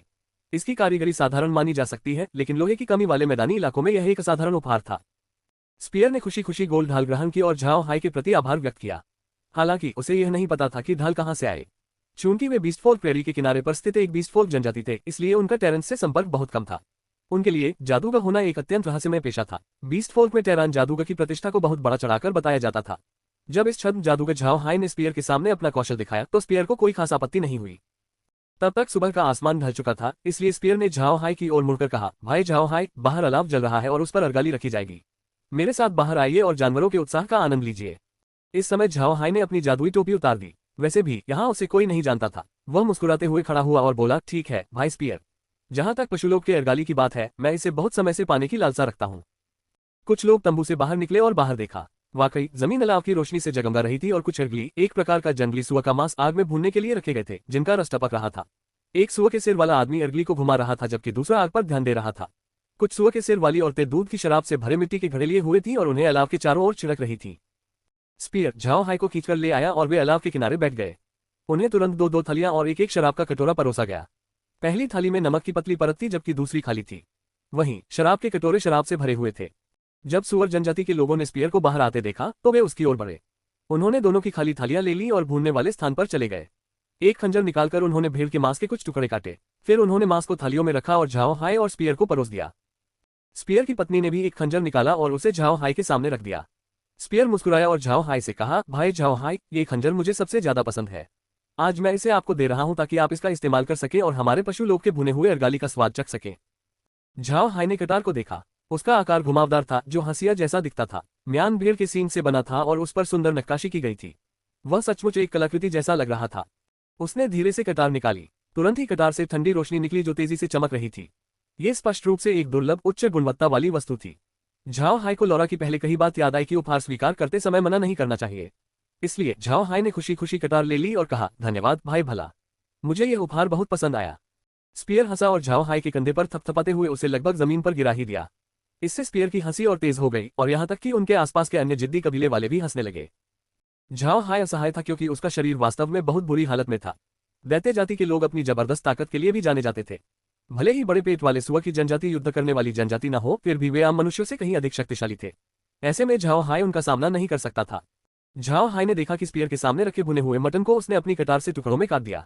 फिर स्पीयर ने एक टुकड़े पर नमक लगाकर उसे अपने मुंह में डाल लिया। स्पीयर के बाद झाओ हाई ने भुने हुए मटन पर हाथ रखा और उसे काटा। फिर उसने उस पर नमक छिड़का और उसे अपने मुंह में डाला। नमक लगा हुआ हिस्सा उसके मुंह में पिघल गया जिससे नमकीन स्वाद आया और साथ ही भुने हुए मटन की खुशबू भी फैल गई। इस भुने हुए मटन का स्वाद पृथ्वीवासियों के भुने हुए मटन से बिल्कुल अलग था। यह भुना हुआ मटन बहुत सुगंधित था और इस वातावरण में इसका स्वाद 3 गुना बढ़ गया था। झाओ हाई को लगा कि यह अब तक का सबसे बेहतरीन भुना हुआ मांस था जिसका स्वाद उसने चखा था। भुना हुआ मांस निगलने के बाद झाओ हाई इसके स्वाद और सुगंध पर गहराई से विचार करता रहा। दूध वाली चाय की तरह, हालांकि वह भी सुगंधित थी, लेकिन उसका स्वाद उतना अच्छा नहीं था। हालांकि मटन की सुगंध ने भुने हुए मांस के स्वाद को और भी बढ़ा दिया। इसी वजह से हर कोई इसे खाना बंद नहीं कर पा रहा था। जब झाओ हाई अभी भी मांस के स्वाद के बारे में सोच ही रहा था, तभी स्पीयर ने शराब का एक कटोरा उठाया और जोर से कहा, मेरे लोगों, चलो कुछ बढ़िया शराब लें और दूर दूर से आए अपने दोस्तों का स्वागत करें। भाई झाओ हाई, आओ एक एक करके सब पी जाओ। सभी ने जोर से चिल्लाकर कहा, एकदम से पी जाओ। ये कहते ही सबने अपने अपने शराब के प्याले उठाए और एक ही बार में सारी शराब पी ली। झाओ हाई ने यह देखकर समझ लिया कि उन्हें शराब एक ही बार में पीनी है। सौभाग्य से दूध से बनी शराब में अल्कोहल की मात्रा बहुत अधिक नहीं थी। सुगंध के साथ साथ स्वाद भी बहुत अच्छा था और इसे पीना आसान था। इस दृश्य के दौरान झाओ हाई ने कोई मूर्खता नहीं दिखाई। शराब का वो प्याला पीने के बाद स्पीयर ने दोबारा टोस्ट देने की कोशिश नहीं की, बल्कि झाओ हाई से बातचीत करने लगा। हर बार जब वो शराब पीता तो झाओ हाई को बुलाता, जो फिर उसका अनुसरण करता। देखते देखते दोनों ने शराब के 3-3 प्याले पी लिए और भुने हुए मटन के 2 टुकड़े खा लिए। सच कहूं तो झाओ हाई को भूख ज्यादा नहीं लगती थी, लेकिन आज पता नहीं क्यों उसे बहुत भूख लगी थी। शायद भुने हुए मटन की खुशबू बहुत अच्छी थी या फिर दूध वाली शराब बहुत स्वादिष्ट थी। उसने भुने हुए मटन के 2 बड़े टुकड़े खा लिए और हैरानी की बात है कि अब भी उसे और भूख लग रही थी। यह उसकी उम्मीदों से परे था। इसी समय सुअर जनजाति की एक युवती प्रकट हुई और उसने एक अनोखा पशुलोक गीत गाना शुरू कर दिया। धुन लंबी और सुनने में बहुत मधुर थी। झाओ हाई और बाकी लोग और भी अधिक प्रसन्न हो गए। अलाव पर भूनना, मैदानी इलाकों में रहना, इस तरह का माहौल वाकई बहुत अच्छा था और इससे व्यक्ति अवचेतन रूप से उत्साहित हो सकता था। मैदान का वातावरण और भी गर्म हो गया। अंत में झाओ हाई को यह नहीं पता था कि उसने कितनी दूध वाली शराब पी ली थी या कितना भुना हुआ मटन खा लिया था। उसे यह भी नहीं पता था कि वह अपने तंबू तक कैसे पहुंचा, क्योंकि इतनी शराब पीने के कारण वह बेहोश हो गया था। लौरा और बाकी लोगों ने ज्यादा शराब नहीं पी। राक्षसी लोग महिलाओं को दूध की शराब पीने के लिए नहीं कहते थे। अगर वे पी सकती थीं तो पी ले, अगर नहीं पी सकती थीं तो वे दूध की चाय पी ले। जब तक सब लोग मजे से खाते हैं तब तक भोजन आनंददायक हो जाता है। झाओ हाई शराब के नशे में चूर होकर बेहोश हो गया था, इसलिए कुछ सुअर कबीले के लोगों ने उसे वापस तंबू में भेज दिया था। लौरा और बाकी लोग अंतरिक्ष में वापस नहीं जा सकते थे, इसलिए उन्हें तंबू में ही रहना पड़ा। झाओ हाई और बाकी लोग कल रवाना होने वाले थे, इसलिए उन्होंने कई तंबू लगाने की जहमत नहीं उठाए और सिर्फ एक ही तंबू बनवाया। पहले तो वे सिर्फ दिखावे के लिए उसका इस्तेमाल करना चाहते थे, लेकिन अब उन्हें सचमुच वहीं रहना था। काफिले में मौजूद मरे हुए लोग न तो थकते थे और न ही उन्हें ठंड लगती थी, इसलिए वे पहरा दे रहे थे। अगली सुबह झाओ हाई जागा। कल शराब पीने से वह बेहोश तो हो गया था, लेकिन उसे मानना पड़ा कि उस पशु जाति की दूध वाली शराब वाकई बहुत अच्छी थी। इन सब के अलावा झाओ हाई को न तो प्यास लगी थी और न ही सिरदर्द। उसे बस हल्का सा चक्कर आ रहा था। गले में थोड़ी सी गर्मी महसूस करते हुए झाओ हाई ने तुरंत कुछ स्पेशल वाटर पी लिया। इससे उसे काफी बेहतर महसूस हुआ और उसका नशा उतर गया। होश में आने के बाद झाओ हाई ने पाया कि लौरा और बाकी सभी तंबू के अंदर आराम कर रहे थे। उसके बाईं ओर लौरा थी, जबकि दाईं ओर मेघ थी। नीर लौरा के दूसरी तरफ सो रहा था। वह अप्रत्याशित रूप से एक ऐसी अनजानी स्थिति में था जहां वह 3 सुंदरियों के साथ सो रहा था। झाओ हाई ने स्थिति को निश्चिंत होकर देखा और अचानक उसे समझ नहीं आया कि क्या करे। वह निश्चित रूप से उन पर अपना दबाव नहीं डाल सकता था, लेकिन स्थिति ने उसे कुछ बेचैनी तो पैदा कर ही दी। जरा सोचिए, पृथ्वी पर झाओ हाई एक ओटाकू महिलाओं का दीवाना था। 3 फिलहाल वह 3 खूबसूरत महिलाओं के साथ एक ही तंबू में सो रहा था। हालांकि उसने कुछ नहीं किया, लेकिन झाओ हाई के लिए ये फिर भी एक दुर्लभ अनुभव था, खासकर अब जब वह उनकी खुशबू महसूस कर सकता था, जिससे झाओ हाई का दिल कांप उठा। जब झाओ हाई ने लौरा की कोमल सफेद त्वचा को देखा तो उसका दिल बेचैन हो गया। वह उसे करीब से देखने के लिए झुका, लेकिन लौरा ने अचानक अपना शरीर घुमा लिया। झाओ हाई चौंक गया और गहरी सांस लेकर लौरा और मेघ की ओर देखा। वह धीरे से उठा और तंबू से बाहर निकल गया। जब वह जाने लगा तो उसने ध्यान नहीं दिया कि लौरा और मेघ ने अपनी आंखें खोल ली थीं। दोनों ने तंबू के प्रवेश द्वार की ओर देखा और फिर एक दूसरे की ओर। दोनों ने एक दूसरे की आंखों में खुशी की चमक देखी। ये स्पष्ट था कि वे दोनों झाओ हाई से पहले ही जाग चुकी थीं और केवल सोने का नाटक कर रही थी। 4 उन्होंने स्वाभाविक रूप से झाओ हाई की हरकतों को नोट कर लिया था, इसलिए लौरा ने जानबूझकर अपना शरीर घुमाया। झाओ हाई की डरी हुई खरगोश जैसी हरकतें देखकर दोनों महिलाएं लगभग जोर से हंस पड़ी। लेकिन वे दोनों झाओ हाई के इस कार्य से बहुत प्रभावित हुए। इससे पता चलता है कि वह उनका कितना सम्मान करता है। यह प्रेम और सम्मान से भरा एक कदम था। अगर झाओ हाई ने लौरा को चूमा तो इसका मतलब सिर्फ यह नहीं है कि वह लौरा से प्यार करता था। इसके विपरीत इसका मतलब यह हो सकता है कि लौरा के लिए झाओ हाई की चाहत उसके प्यार से कहीं अधिक थी। प्रेम के संदर्भ में हर व्यक्ति इसे अलग अलग तरीके से व्यक्त करता है। प्रेम के बारे में सबकी समझ एक जैसी नहीं होती, लेकिन एक बात हमेशा महत्वपूर्ण होती है, यदि आप एक दूसरे से प्रेम करते हैं तो आपको एक दूसरे का सम्मान करना चाहिए और उन्हें नीचा नहीं दिखाना चाहिए। यदि झाओ हाई ने लौरा को जबरदस्ती चूमा होता तो लौरा शायद विरोध न करती, लेकिन वह झाओ हाई से निराश होती। 5 ऐसा इसलिए क्योंकि वह सोचती कि झाओ हाई उसे समझता नहीं है। लौरा एक बेहद अनुशासित महिला थी, इसलिए उसे उम्मीद थी कि उसका साथी भी उसका सम्मान करेगा। अगर झाओ हाई उसे चूमता तो वह विरोध तो नहीं करती, लेकिन सहयोग भी नहीं करती। चूंकि मेघ और नीर भी तंबू में थे, अगर वह उसे वापस चूमती तो वे उसे तुच्छ समझ सकते थे। ये बात अनुशासित लौरा को बिल्कुल भी स्वीकार्य नहीं थी। अगर झाओ हाई सचमुच लौरा से प्यार करता तो वह उसे जबरदस्ती चूमता नहीं। ऐसा करने का मतलब होता कि झाओ हाई लौरा के स्वभाव को नहीं समझता और उसकी भावनाओं की परवाह नहीं करता। ऐसी बात से लौरा दुखी हो जाती। हालांकि ये स्पष्ट था कि लौरा की चिंताएं व्यर्थ थी। 6 झाओ हाई ने अच्छा किया और लौरा पर जबरदस्ती नहीं की, बल्कि तंबू छोड़ दिया। यही वह परिणाम था जो लौरा चाहती थी। मेघ के विचार लौरा से अलग थे। उसे जलन भी नहीं थी। मेघ जानती थी कि झाओ हाई लौरा को पसंद करता है और यह भी जानती थी कि वह उसे भी पसंद करता है। लेकिन अगर झाओ हाई जबरदस्ती लौरा को चूम लेता तो मेघ भी निराश हो जाती। ऐसा इसलिए क्योंकि मेघ ये सोच ही नहीं पाती कि झाओ हाई वही झाओ हाई है जिसे वह ब्लैक वेस्ट में जानती थी। ब्लैक वेस्ट जाने से पहले वह एडम था, झाओ हाई नहीं। हालांकि मेघ को यह बात पता नहीं थी। अगर झाओ हाई ने लौरा को चूमा होता तो लौरा सोचती कि झाओ हाई वही एडम है जिसे वह ब्लैक वेस्ट जाने से पहले जानती थी। वह अब उस एडम से बिल्कुल अलग था जो फूलों से लिपटा रहता था और प्यार को नहीं समझता था। अगर उसने लौरा को चूमा होता तो इसका मतलब ये होता कि वह अंदर से अभी भी वही दिखावटी एडम है। अंत में मेघ लौरा से भी ज्यादा दुखी होती। 7 टिप्पणियां। इस अध्याय का अनुवाद किया गया है। कृपया रचनात्मक आलोचना और सुझावों के लिए टिप्पणी छोड़ें। धन्यवाद।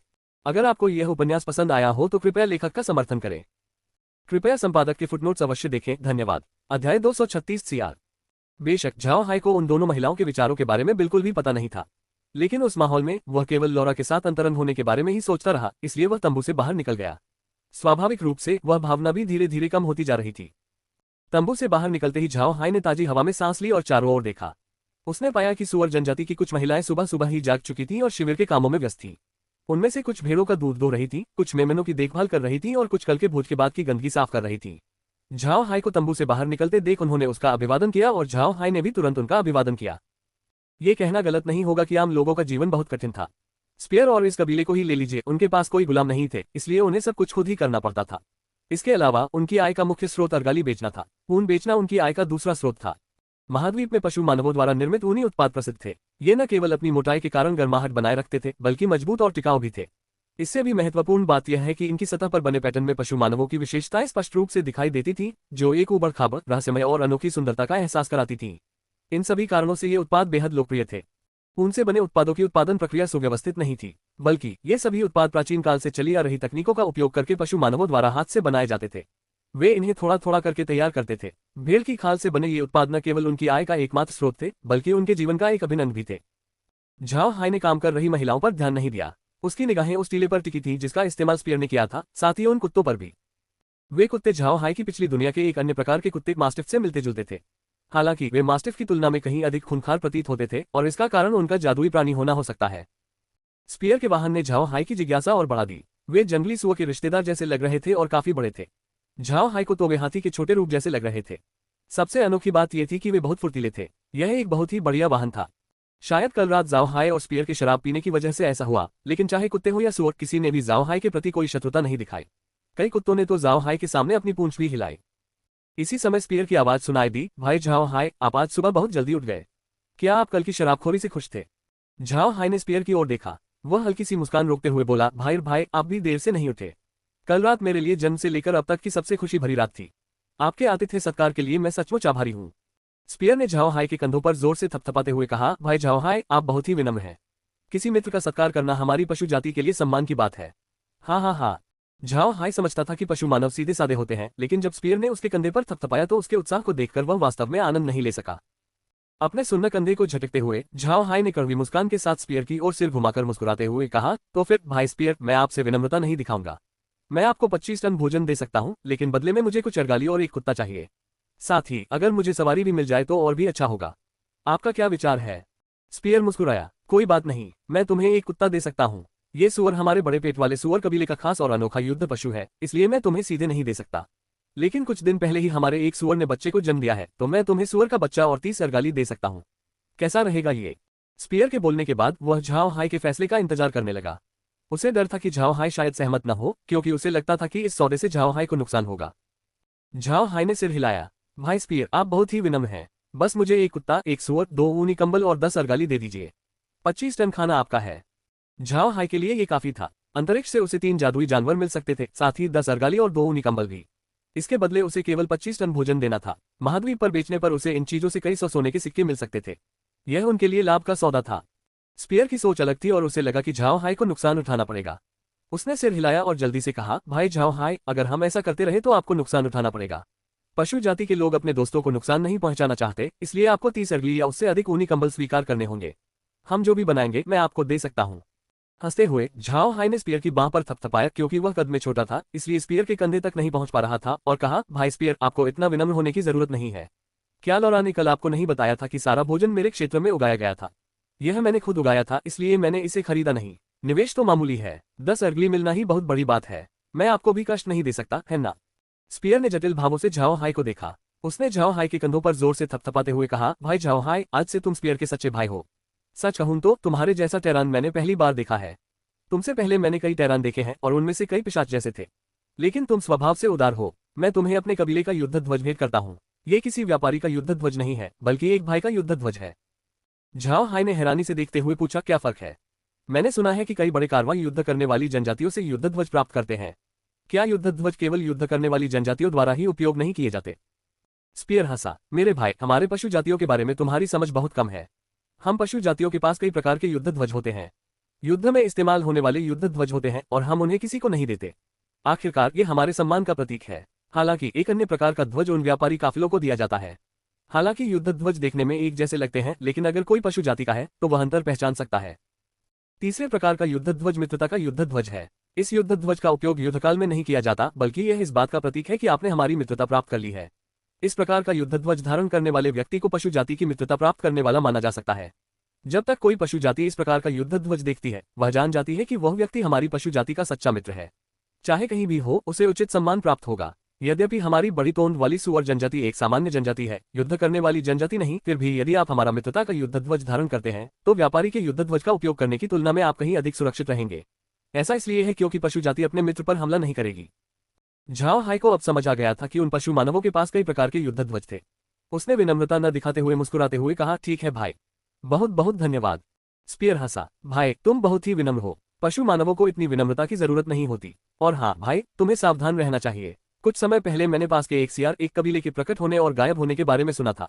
वह समूह निश्चित रूप से लुटेरों और चोरों से भरा है और उन्हें पशु मानव कहना भी उचित नहीं है। तुम्हें इन लोगों से सावधान रहना चाहिए। झाओ हाय ने सिर हिलाया। इस सियार जनजाति के बारे में झाओ हाय को पशु जाति के अभिलेखों 2 से जानकारी थी, जिनमें उनका उल्लेख था। ये जातीय समूह सर्प जाति से भी अधिक निर्मम और लोमड़ी जाति से भी अधिक चालाक था। वे भेड़िए जाति से भी कहीं अधिक निर्दयी थे। सियारों को न केवल मनुष्य नापसंद करते थे, बल्कि अन्य पशु जाति भी उन्हें नापसंद करती थी। सियार जनजाति के लोग एक विशेष जातीय समूह थे। वे शेरों जितने बलवान नहीं थे, न ही भेड़ियों जितने तेज। स्पष्ट रूप से कहें तो वे लोमड़ियों जितने चालाक भी नहीं थे। हालांकि उनमें इन तीनों जातियों जितनी क्षमताएं नहीं थीं, फिर भी जीवित रहने की उनकी क्षमता सबसे मजबूत थी। सियार जनजाति आमतौर पर बीस्ट फोर प्रेरी के सबसे कठिन इलाकों में रहती थी। जीवित रहने के लिए उनके पास लड़ने, शिकार करने, लूटने और मारने के अलावा कोई चारा नहीं था। अगर वे ऐसा नहीं करते तो वे भूख से मर जाते। चाहे उनका सामना किसी भी जाति से हो, जब तक उन्हें लगता था कि वे उन्हें लूट सकते हैं, वे लूट लेते थे। इसके अलावा सियार जनजाति के शिकारी सबसे कुशल थे। वे एकजुट, धैर्यवान थे और उनमें एक अलग तरह की चालाकी थी जो किसी अन्य जीव में नहीं थी। इन सब बातों ने उन्हें बीस्टफॉल प्रेरी के सबसे कुख्यात शिकारी और साथ ही सबसे अलोकप्रिय शिकारी बना दिया था। पशु मानव उन्हें नापसंद करते थे क्योंकि वे लगातार लूटपाट करते थे। पृथ्वी के व्यापारी उन्हें नापसंद करते थे क्योंकि वे किसी को भी जीवित नहीं छोड़ते थे। हालांकि अन्य पशु मानव उन्हें लूट लेते थे, कम से कम वे तब तक आपको मारते नहीं थे जब तक आप उन्हें नाराज न करें। ऐसा इसलिए था क्योंकि उन्हें मैदानों में अनाज और भोजन पहुंचाने के लिए व्यापारियों की आवश्यकता थी। लेकिन सियार जनजाति ने इस नियम का पालन नहीं किया। उन्होंने न केवल वस्तुओं की लूट की बल्कि पृथ्वीवासियों की जान भी ली। वे पृथ्वीवासियों के व्यापारियों का अपहरण भी करते थे, जिसके परिणामस्वरूप मैदानी इलाकों में कई पृथ्वीवासी गुलाम बन गए। कई पृथ्वीवासी व्यापारियों को सियार जनजाति ने अगवा कर रखा और फिर बेच दिया। ये कहा जा सकता है कि यही उनका जीवित रहने का तरीका था। ऐसी जातीय जाति निर्दयी थी। अन्य पशुजातियों द्वारा सियार जनजाति का स्वागत न किए जाने का एक और कारण ये था कि उनके पास अपना कोई युद्ध ध्वज नहीं था। पशु जाति के लोगों के लिए युद्ध ध्वज उनके सम्मान का प्रतीक था और उनका प्रतिनिधित्व करता था। दूसरी ओर सियार जनजाति का अपना कोई युद्ध ध्वज नहीं था। इसका अर्थ यह नहीं था कि उनके पास युद्ध ध्वज नहीं थे। वास्तव में उनके पास अनेक युद्ध ध्वज थे। हालांकि ये युद्ध ध्वज उनके अपने नहीं थे, बल्कि अन्य जातीय समूहों से छीने गए थे। वे इन युद्ध ध्वजों का इस्तेमाल चारा के रूप में करते थे। कमजोर पशु जाति समूहों के युद्ध ध्वजों का उपयोग पृथ्वी के व्यापारियों को लुभाने के लिए किया जाता था, जो रात बिताने के लिए उनके शिविर में शरण लेने आते थे। वे उसी समय हमला करते थे। पशु जाति समूहों में से केवल सियार जनजाति ही ऐसा करती थी। अन्य जातीय समूह, यहाँ तक कि सबसे आक्रामक भेड़िया या चालाक लोमड़ी भी ऐसा नहीं करते थे। उनका अपना सम्मान था और वे ऐसे कृत्यों से घृणा करते थे। सियार जनजाति को वास्तव में ऐसी चालें पसंद थीं। इसका कारण ये था कि ऐसी गतिविधियों से उन्हें आमदनी होती थी। कई सियार व्यापारी इस तरह की चालों में फंस जाते थे। अंत में सियार जनजाति उनका माल हड़प लेती थी। टिप्पणियां। इस अध्याय का अनुवाद किया गया है। कृपया रचनात्मक आलोचना और सुझावों के लिए टिप्पणी छोड़ें। धन्यवाद। अगर आपको यह उपन्यास पसंद आया हो तो कृपया लेखक का समर्थन करें। कृपया संपादक के फुटनोट्स अवश्य देखें। धन्यवाद। अध्याय 237 उसकी समस्याओं को सुझाने में सहायता करना।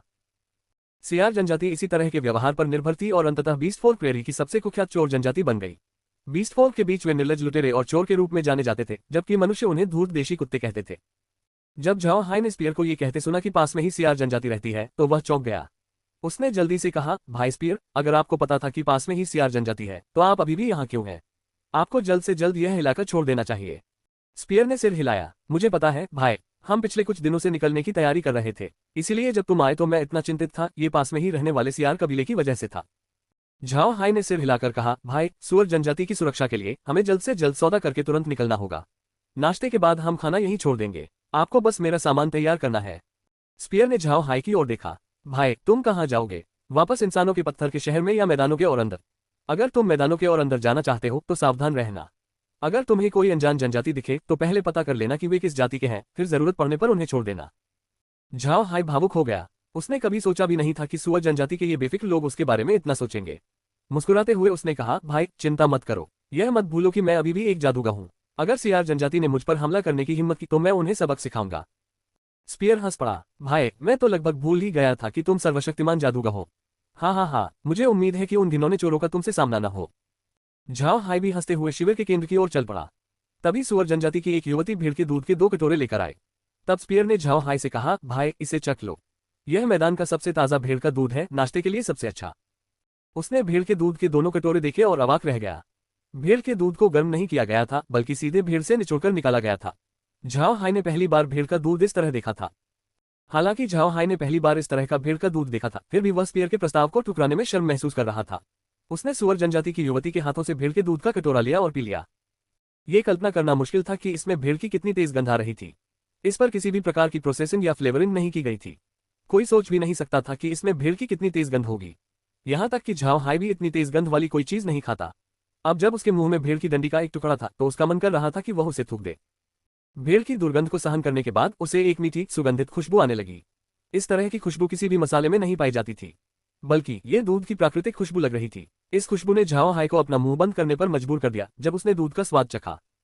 स्पीयर ने झाओ हाई का रूप देखकर हंसे बिना नहीं रह सका और बोला, भाई, मुझे सच में समझ नहीं आ रहा कि तुम इंसान हो या जानवर।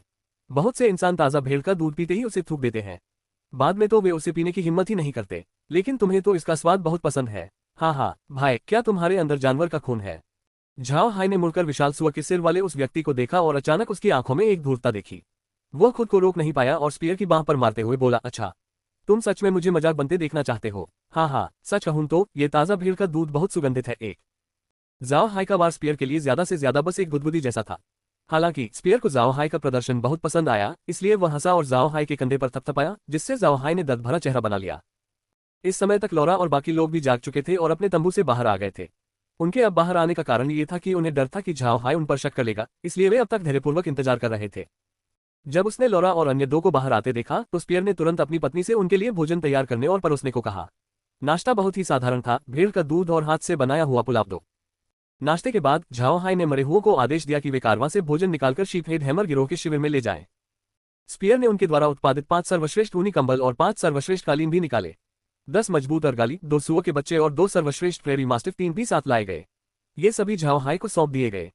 झाओ हाई ने अतिरिक्त सामान लेने से मना करने का सोचा, लेकिन स्पीयर ने उसे रोकने के लिए जानबूझकर गंभीर चेहरा बना लिया। सामान मिलने के बाद झाओ हाई ने स्पीयर को अलविदा कहा और फिर काफिले को लेकर मैदान में और आगे बढ़ गया। हालांकि उन्हें मैदान में आए अभी कुछ ही दिन हुए थे, लेकिन झाओ हाई को ये जगह बहुत पसंद आ रही थी। जानवर जैसे दिखने वाले लोग सरल, प्यारे और प्रभावशाली दोस्त थे, जिनमें कोई बनावटीपन नहीं था। चालाक इंसानों की तुलना में वे ज्यादा शुद्ध और सीधे साधे थे। दोस्त दोस्त होते हैं, दुश्मन दुश्मन। यही कारण था कि इंसानों के साथ उनके रिश्तों में हमेशा नुकसान होता था। फिलहाल लौरा अपने काफिले पर टंगे बड़े पेट वाले सुअर कबीले के युद्ध ध्वज को हैरानी से देख रही थी। जानवरों के युद्ध ध्वजों के बारे में उसे ज्यादा जानकारी नहीं थी। उसे ये भी लगता था कि कई इंसानी व्यापारी भी इसके महत्व को नहीं जानते होंगे। इसलिए जब उसने स्पीयर को झाओ हाई को युद्ध ध्वज देते देखा तो वह चौंक गई। जब भी झाओ हाई शीपहेड हैमर होड का युद्ध ध्वज देखता उसे पुरानी यादें ताजा हो जाती। उसने अपनी नजर हटाकर लौरा की ओर देखा। मुस्कुराते हुए उसने पूछा, क्या हुआ? तुम हमेशा युद्ध ध्वज को क्यों घूरती रहती हो? लौरा ने झाओ हाई की ओर सिर घुमाकर कहा, क्या आपको यह अजीब नहीं लगता? स्पीयर ने हमें अपना युद्ध ध्वज क्यों दिया? भेड़ के सिर वाले हथौड़े का झुंड तो कबीले का एक छोटा सा हिस्सा है और बड़े पेट वाले सुअर का कबीला तो जातीय समूह का एक छोटा सा हिस्सा है। ऐसे झुंड का युद्ध ध्वज बिल्कुल बेकार है, इसलिए वे आमतौर पर अपना युद्ध ध्वज दूसरों को नहीं देते। मुस्कुराते हुए झाओ हाई ने लौरा को स्पीयर द्वारा युद्ध ध्वजों के महत्व के बारे में दी गई व्याख्या बताई। व्याख्या समाप्त होते ही लौरा की आंखें झाओ हाई की ओर चमक उठी। वाह, मैंने सुना है कि जब कोई जीव किसी मनुष्य को अपना सच्चा मित्र मान लेता है तो लगभग कोई भी जीव उस पर हमला नहीं करता। भाई हाय, लगता है इस बार हमें बहुत कम खर्च में बहुत बड़ा लाभ मिला है। झाओ हाई ने सिर हिलाया। उदास स्वर में उसने कहा, मुझे भी लगता है कि स्पीयर हमारे प्रति बहुत अच्छा रहा है। दरअसल उसने मुझे हाल ही में सुनी कुछ अफवाहों के बारे में बताया। ऐसा लगता है कि पास में ही सियार जनजाति सक्रिय है। लौरा एक पल के लिए हैरान रह गई, फिर उसका चेहरा बदल गया और उसने कहा, सियार जनजाति? क्या ये सचमुच सियार जनजाति है? झाओ हाई ने सिर हिलाया। ये सचमुच एक सियार जनजाति है। इस इलाके में सियार जनजाति के होने से स्पीयर की सेना के लिए बड़ा खतरा पैदा हो जाएगा। क्या आपको लगता है कि हमें स्पीयर की मदद करनी चाहिए और इस समस्या को हल करना चाहिए? लौरा एक पल के लिए हैरान रह गई। उसने इस बात पर बिल्कुल ध्यान नहीं दिया था। उसे इतना पता था कि सियार जनजाति से डरने की कोई जरूरत नहीं है। उसे यह उम्मीद भी नहीं थी कि झाओ हाई स्पीयर को इस समस्या को सुलझाने में मदद करने का प्रस्ताव देगा। वह झाओ हाई की बात समझ गई थी। फिलहाल उनके पास खून जैसे लाल रंग के चील थे जो एक बड़े इलाके का सर्वेक्षण कर सकते थे। अगर वे इन चीलों से अच्छी तरह से खोजबीन करवा लें तो वे निश्चित रूप से सियार जनजाति को ढूंढ निकालेंगे। उनकी ताकत से सियार जनजाति का सफाया करना संभव था। सियार जनजाति को खत्म करके वे स्पीयर की मदद कर सकते थे। दूसरा विकल्प ये था कि स्पीयर की कुछ 100 लोगों की सेना पर हमला हो जाए। कुछ देर सोचने के बाद लौरा ने कहा, ठीक है, सियार जनजाति से सभी जीव नफरत करते हैं। अगर हम उन्हें खत्म कर दें तो कोई भी हमारा पीछा नहीं करेगा और जीव शायद हमारे आभारी भी होंगे। झाओ हाई मुस्कुराया। इसके अलावा सियार जनजाति ने शायद अपने कुछ जादुई जानवर भी पाले होंगे जिन्हें हमने अभी तक नहीं देखा है, जैसे कि ये पानी उगलने वाले सुअर। जैसे ही झाओ हाई ने ये कहा, लौरा और बाकी लोग अपनी गाड़ी के पीछे देखने से खुद को रोक नहीं पाए। वहां 2 गाड़ियों में 2 छोटे सुअर के बच्चे थे। ये वही पानी की फुहार छोड़ने वाले सुअर थे जिनका इस्तेमाल स्पीयर ने किया था। पानी की फुहारें फेंकने वाले ये सुअर जादुई जीव थे जिन्हें केवल बड़े पेट वाले सुअर जनजाति ही पाल सकती थी, क्योंकि उनका इन जादुई जीवों से रक्त संबंध था। ये किसी प्रकार का अभिशाप नहीं था, बल्कि यह जीव जाति की एक परंपरा थी। जीव जंतुओं ने हमेशा खुद को मनुष्यों और जादुई जीवों का वंशज माना था। इसी कारण उनके पास भी जादुई जीवों जैसी ही शक्तियां थीं। पानी उगलने वाले ये सुअर बड़े पेट वाले सुअर जनजाति के जादुई जीव संबंधी रिश्तेदार थे। इसका कारण ये था कि इन सुअरों का पेट भी इंसानों की तरह बड़ा था और वे बहुत पानी पीते थे। युद्ध में वे अपने पेट से पानी निकालकर दुश्मन पर हमला कर सकते थे। हालांकि ये सुअर बड़े पेट वाले सुअर जनजाति की तुलना में अधिक दूर तक पानी फेंक सकते थे और उनके पानी के गोले 50 मीटर तक जा सकते थे। इसके अलावा वे लगातार 10 बार पानी फेंक सकते थे। बड़े पेट वाले सुअर जनजाति केवल 5 बार ही लगातार पानी फेंक सकती थी। चूंकि वे अभी भी स्पीयर के शिविर के पास थे, इसलिए झाओ हाई ने अर्गाली पानी की फुहार छोड़ने वाले सुअर के बच्चे या प्रेरी मास्टिफ को अंतरिक्ष में न रखने का फैसला किया। वैसे भी यह इतना बुरा भी नहीं था। दोनों सुअर के बच्चों को एक गाड़ी में रखा गया, जबकि प्रेरी मास्टिफ और अर्गाली नस्ल के कुत्ते गाड़ियों के बगल में चल रहे थे। अगली गाड़ी में ऊनी कंबल और कालीन रखे गए थे। लौरा ने ऊन से बने 10 उत्पादों को देखा और मुस्कुराते हुए झाओ हाई से कहा, इस बार तो हमें वाकई बहुत फायदा हुआ है। अर्गली या पानी की फुहारे फेंकने वाले कुछ सुअरों की तो बात ही छोड़िए, सिर्फ उन्हीं कंबलों से ही हमें बहुत पैसा मिल गया। इन कंबलों और कालीनों को जानवरों ने अपने हाथों से बनाया है और ये इंसानों में बहुत लोकप्रिय है। झाओ हाय मुस्कुराया, इसीलिए मैं स्पीयर की मदद करना चाहता हूँ। आसपास यार जनजाति होने से स्पीयर के लिए बहुत खतरा होगा। लॉरा ने सिर हिलाया। ठीक है, तो चलिए शुरू करते हैं। वैसे भी यह मामला हमारे लिए भी अच्छा ही होगा। झाओ हाय ने हल्की सी मुस्कान बिखेरी और खून जैसे लाल रंग के बाजों को आदेश दिए। तभी नीर ने अचानक कहा, युवक स्वामी, क्या मैं इन दोनों सुअर के बच्चों को पाल सकता हूँ? ये बहुत प्यारे हैं। नीर की बातें सुनकर झाओ हाय अवाक रह गया। उसे भी वे छोटे सुअर बेहद प्यारे लगे। उनका रंग काला और सफेद था, एक की बाईं आंख पर काला निशान था जबकि दूसरे की दाईं आंख पर। ऐसा लग रहा था मानो उनकी आंखों पर कुछ पत्ते और घास चिपक गए हों, जिससे वे देखने में हास्यास्पद और प्यारे लग रहे थे। इसमें कोई हैरानी नहीं कि नीर को वे इतने पसंद आए। झाओ हाय मुस्कुराते हुए बोला, नीर, उन दोनों सुअर के बच्चों को अंतरिक्ष में पाला जाएगा। जब वे बड़े हो जाएंगे और उनके अपने बच्चे होंगे तो मैं उनमें से 2 को तुम्हारे पालने के लिए निकाल लूंगा। क्या ये ठीक रहेगा? टिप्पणियां। इस अध्याय का अनुवाद किया गया है। कृपया रचनात्मक आलोचना और सुझावों के लिए टिप्पणी छोड़ें। धन्यवाद। अगर आपको यह उपन्यास पसंद आया हो तो कृपया लेखक का समर्थन करें। कृपया संपादक के फुटनोट्स अवश्य देखें। धन्यवाद। फुटनोट, अध्याय 238, अजीब संकेत। नीर इतनी भोली भाली थी कि झाओ हाय अनजाने में उसे एक प्यारी छोटी बहन की तरह मानता था। इसी वजह से जब वह उससे बात करता था तो उसके चेहरे पर वैसा ही भाव होता था। कुछ देर सोचने के बाद नीर ने आखिरकार सिर हिलाकर कहा, ठीक है। जब उनके अपने बच्चे पैदा हों तो छोटे मालिक मुझे उनमें से 2 दे देना। झाओ हाय ने मुस्कुराते हुए सिर हिलाया। वह जानता था कि नीर को जादुई जानवरों को पालना पसंद था।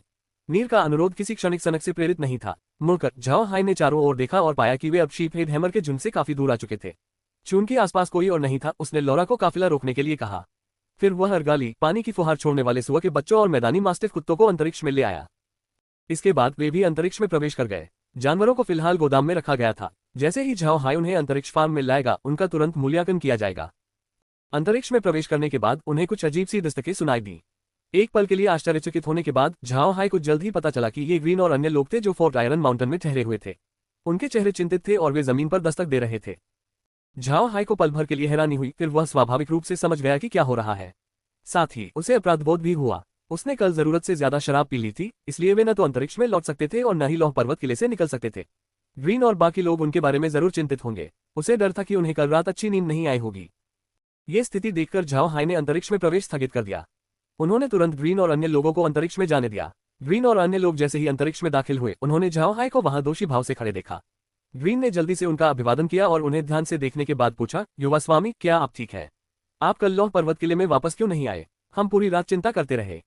झाओ हाय ने लज्जापूर्वक उत्तर दिया, मुझे क्षमा करें दादाजी ग्रीन। कल हमारी मुलाकात बड़े पेट वाले सुअर जनजाति से हुई थी। आप जानते हैं कि वे लोग शराब पीकर मदहोश हो जाते हैं। कल मैं भी मदहोश हो गया था, इसलिए अंतरिक्ष में वापस नहीं लौट सका। क्षमा करें। झाओ हाय का जवाब सुनकर ग्रीन को राहत मिली। वह मुस्कुराया और बोला, तो तुमने उन पशु पुरुषों के साथ शराब पी, इसमें कोई आश्चर्य की बात नहीं। वे पशु पुरुष किसी को तब तक नहीं छोड़ते जब तक कि वह मुंह के बल जमीन पर न गिर जाए। लॉरा से बात कर रहे क्वीन जॉन ने ग्रीन की बात सुनी और मुस्कुराया। हाँ, वे जानवर जैसे लोग सचमुच ऐसे ही होते हैं। झाओ हाय को इतना पिला देना कि वह जमीन पर गिर पड़े, उनके लिए आम बात है। ठीक है झाओ हाय, इस बार सौदे से तुम्हें क्या अच्छी चीजें मिली? लॉरा नहीं चाहती थी कि झाओ हाय कुछ बोले, इसलिए वह मुस्कुराई और बोली, इस बार हमें कई बहुत अच्छी चीजें मिली हैं। 5 अच्छे जानवरों के कंबल और 5 कालीन हैं, 2 बड़े पेट वाले सुअर जनजाति के अनोखे जादुई जानवर हैं, पानी उगलने वाले सुअर और 2 अनोखे मैदानी जादुई जानवर हैं, मैदानी मास्टिफ। फिलहाल क्वीन जॉन और बाकी लोगों को पता था कि उनके पास कितना खाना है। लॉरा की रिपोर्ट सुनकर क्वीन जॉन ने सिर हिलाया और कहा, बहुत बढ़िया। सामान्य कीमतों की तुलना में यह उतना बुरा नहीं है। लॉरा मुस्कुराए और बोली, यह ज्यादा तो नहीं था, लेकिन स्पीयर को लगा कि भाई हाय एक सच्चा दोस्त है, इसलिए उसने हमें ये सब चीजें दे दी। हाँ, वैसे बाकी चीजें ज्यादा मायने नहीं रखती, जरूरी यह है कि हमें 3 तरह के जादुई जीव मिल गए। क्वीन जॉन लॉरा की बात समझ गया था। इस बार उन्हें 3 जादुई जानवर मिले थे जो दूसरे शब्दों में स्पेशियल रेंज को उन्नत कर सकते थे। उन्होंने तुरंत कहा, तो फिर हम किस बात का इंतजार कर रहे हैं? चलिए इन्हें जल्दी से स्थानांतरित करते हैं, इससे स्पेशियल रेंज का स्तर निश्चित रूप से बढ़ जाएगा। झाओ हाय मुस्कुराया और बोला, यह इतना आसान नहीं होगा। हम जिन 3 जादुई जानवरों को लाए हैं उनका उच्च श्रेणी का होना जरूरी है, निम्न श्रेणी का नहीं, अन्यथा स्पेशियल रेंज का उन्नयन आसानी से नहीं होगा। ग्रीन मुस्कुराया, कोई बात नहीं, हम धीरे धीरे आगे बढ़ेंगे। हम अभी बीस्ट फोर्क क्वेरी में दाखिल हुए हैं और मैंने सुना है कि हर बीस्ट फोर्क जाति का अपना एक अनोखा जादुई जानवर होता है। अगर हम उन अनोखे जादुई जानवरों को ठीक से इकट्ठा कर लें तो मुझे लगता है कि स्पेशल रेंज अपग्रेड हो जाएगा।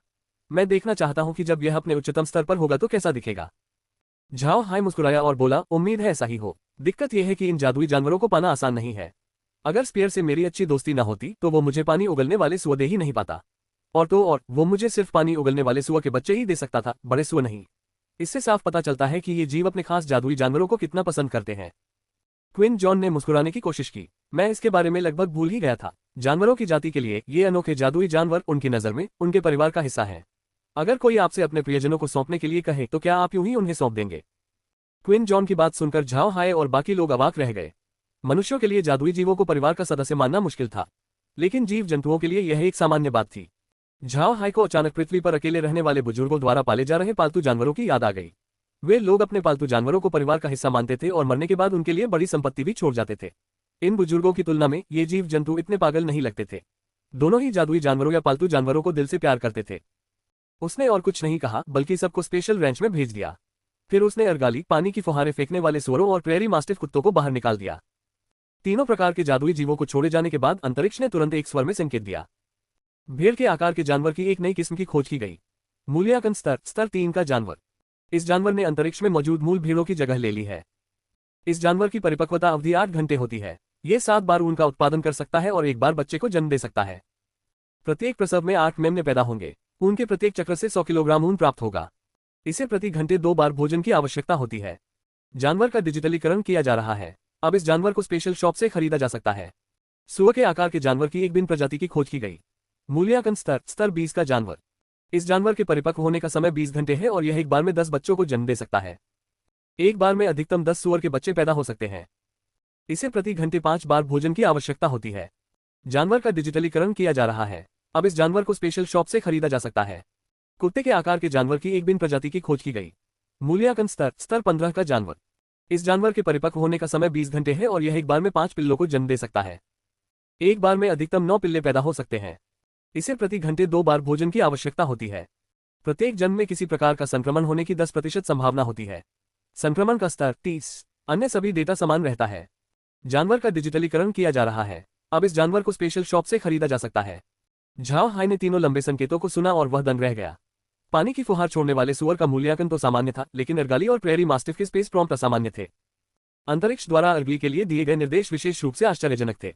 ये 7 बार ऊन और एक साथ 8 मेमनों का एक समूह पैदा करता है। झाओ हाय ने इससे पहले ऐसा कभी नहीं देखा था। प्रेरी मास्टिफ के लिए दिए गए निर्देश में बताया गया था कि एक प्रकार का वेरिएंट पैदा होने की 10% संभावना है और वह वेरिएंट लेवल 30 का जादुई जानवर होगा। आखिर यह सब कैसे हुआ? झाओ हाय ने तुरंत स्पेशियल रेंच के भंडार की जांच की और सूची देखी। वाकई में 3 और जादुई जानवरों की तस्वीरें थीं। अर्गली ने भीड़ की जगह ले ली थी, जबकि बाकी दोनों में कोई अंतर नहीं था। उसने प्रेरी मास्टिफ के लिए बने स्लॉट को देखा और पाया कि उसमें कोई अंतर नहीं था। आखिरकार ये कैसे काम करेगा? प्रेरी मास्टिफ में एक भिन्न नस्ल पैदा होने की 10% संभावना क्यों थी? झाओ हाय ने मैदानी इलाके के मास्टिफ कुत्ते की तस्वीर को ध्यान से देखा और गौर से उसका विश्लेषण किया। उसके दिमाग में बार बार नो और वेरिएंट शब्द कौंध रहे थे। वह इन शब्दों में उलझ गया था। ये विचार बार बार उसके दिमाग में आ रहे थे, इसलिए वह उन्हें समझ नहीं पा रहा था। लॉरा झाओ हाय के पास पहुंची और बोली, भाई हाय, क्या बात है? क्या प्रेरी मास्टिफ का सचमुच कोई विशेष प्रकार होगा? इसके अलावा इसकी युद्ध क्षमता इतनी कम भी नहीं है। संकेतों को सुनकर ऐसा लगता है कि इस विशेष प्रकार की शक्ति 5वें या 6ठे रंग के जादुई जानवर के बराबर होगी। युद्ध कौशल। जब लॉरा ने ये शब्द कहे तो झाओ हाय के दिमाग में आखिरकार कुछ सुराग मिले। अब उसे पता चल गया था कि प्रेरी मास्टिफ ने ऐसा रूप क्यों विकसित किया होगा। पृथ्वी पर सभी कुत्तों को मास्टिफ नहीं माना जा सकता था। झाओ हाय ने एक बार यह कहावत सुनी थी, 9 कुत्ते 1 मास्टिफ 2। दूसरे शब्दों में, भले ही सभी 9 कुत्ते कथित तौर पर मास्टिफ हो, लेकिन उनमें से केवल एक को ही सच्चा मास्टिफ माना जा सकता था। वह मास्टिफ केवल एक नाम या प्रजाति नहीं थी, बल्कि उसकी युद्ध शक्ति का प्रतीक थी। इस बार प्रेरी मास्टिफ 9 पिल्लों को जन्म दे सकती है।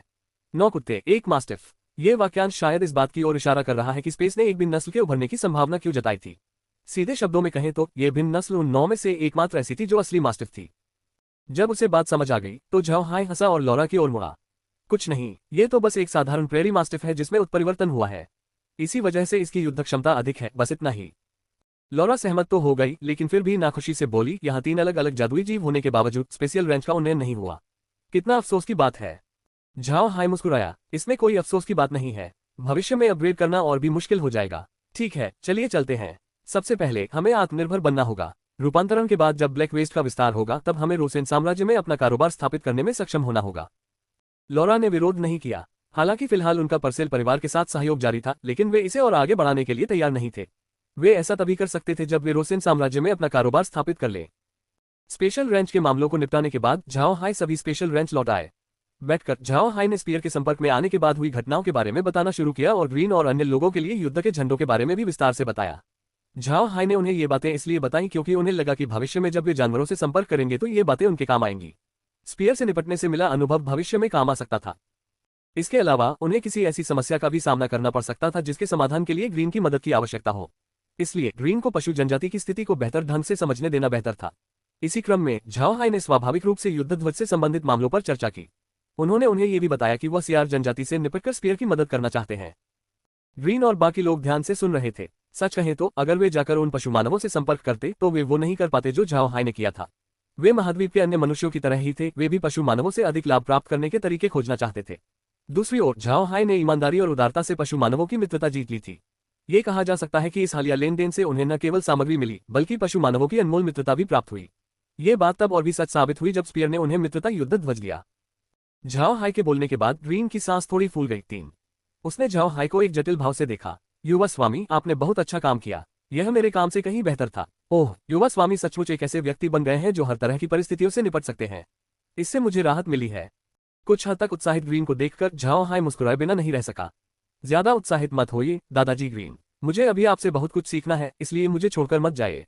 ओह हाँ, क्या आपको लगता है कि सियार जनजाति से निपटकर स्पीयर की मदद करना एक अच्छा विचार था? ग्रीन ने सिर हिलाया। सब ठीक है, भला ये ठीक क्यों नहीं होगा? हमारे लिए सियार जनजाति से निपटना कोई मुश्किल काम नहीं है। इसके अलावा हमें कुछ फायदे भी मिलेंगे। सबसे महत्वपूर्ण बात है सियार जनजाति के अनोखे जादुई जीव। हमें उन्हें अवश्य हासिल करना चाहिए। यह इसलिए जरूरी है क्योंकि स्पेशियल रेंज को अभी भी उनकी जरूरत है। क्विन जॉन ने सिर हिलाया। इससे निपटने का सबसे अच्छा तरीका यह है कि हम अपने किए का थोड़ा सा सुराग छोड़ दें ताकि दूसरों को इसके बारे में पता चल सके। इससे पशु लोग हमारा गर्मजोशी से स्वागत करेंगे। झाओ हाई और लॉरा क्विन जॉन के विचारों पर हंस पड़े। वे ऐसा बिल्कुल नहीं करेंगे क्योंकि वे जानते थे कि क्विन जॉन सिर्फ मजाक कर रहा था। हालांकि पशु जाति सियार जनजाति को पसंद नहीं करती थी, फिर भी यह मत भूलिए कि सियार जनजाति भी पशु जाति का ही हिस्सा थी। सियार जनजाति चाहे जो भी करे, ये पशु जाति का आंतरिक मामला था। अगर पशु जाति को पता चलता कि मैदान में किसी ने पशु जाति जनजाति को मार डाला है तो ये कल्पना करना मुश्किल होगा कि उनकी प्रतिक्रिया कैसी होगी। 4 कुछ देर हंसी मजाक करने के बाद ग्रीन और बाकी लोग फोर्ट आयरन माउंटेन लौटना चाहते थे। हालांकि बहुत सारे काम निपटाने बाकी नहीं थे, लेकिन कुछ जरूरी काम भी थे। झाओ हाई ने 2 अर्गली को आजाद कर दिया था और उन्हें पालने के लिए फोर्ट आयरन माउंटेन में जगह ढूंढ रहा था। साथ ही उसने ग्रीन और बाकी लोगों को कंबल और कालीन भी दे दिए। ये सब करने के बाद झाओ हाई, लॉरा और बाकी लोगों को वापस गाड़ी में ले गया। काफिला रुका नहीं था बल्कि आगे बढ़ता रहा था, लेकिन यहाँ मैदानों में वे एक ही तरह के दृश्य से घिरे हुए थे। अगर वे पौधों की तलाश में न होते तो वे यहाँ रुकना नहीं चाहते। काफिले में वापस आने के बाद झाओ हाई ने एक गाड़ी में भोजन भर लिया। अगर वे किसी पशु मानव जनजाति से मिलते तो इससे ये सुनिश्चित हो जाता कि उनका गर्मजोशी से स्वागत किया जाएगा। सच कहूं तो बस जल्दी जल्दी चलते रहना काफी उबाऊ था। सौभाग्य से झाओ हाई अभी भी पौधे इकट्ठा कर रहा था और इससे उसकी बोरियत कुछ हद तक दूर हो गई। मैदान में बहुत सारे पौधे थे और कुछ खास जगहों को छोड़कर बाकी सब जगह घास ही घास थी। ये सारी घास एक जैसी थी। झाओ हाई और बाकी लोग उन्हें पहचानना तो चाहते थे, लेकिन दुर्भाग्य से वे उनमें अंतर नहीं कर पा रहे थे। लॉरा और बाकी लोगों के लिए ये ठीक था। वे सब एक साथ बैठकर बातें कर रहे थे, जो काफी खुशनुमा माहौल था। वहीं दूसरी ओर झाओ हाई काफी उदास था क्योंकि उसे चर्चा के कई विषय समझ नहीं आ रहे थे। कुछ ही देर में दोपहर हो गई। झाओ हाई और बाकी लोग अंतरिक्ष में वापस जाकर कुछ खाने के लिए तैयार ही थे कि झाओ हाई को खून जैसे लाल रंग की चील की आवाज सुनाई दी। उन्होंने वहीं रुकने का फैसला किया क्योंकि उन्हें पता चल गया था कि उन्हें सियार जनजाति मिल गई है। अध्याय 239 मवेशी सिर राजा का एक ध्वज। झाओ हाई आकाश में चक्कर लगा रहे खून जैसे लाल रंग की चील को टकटकी लगाए देखता रहा। लॉरा भी उस खून जैसे लाल रंग की चील को देख रही थी।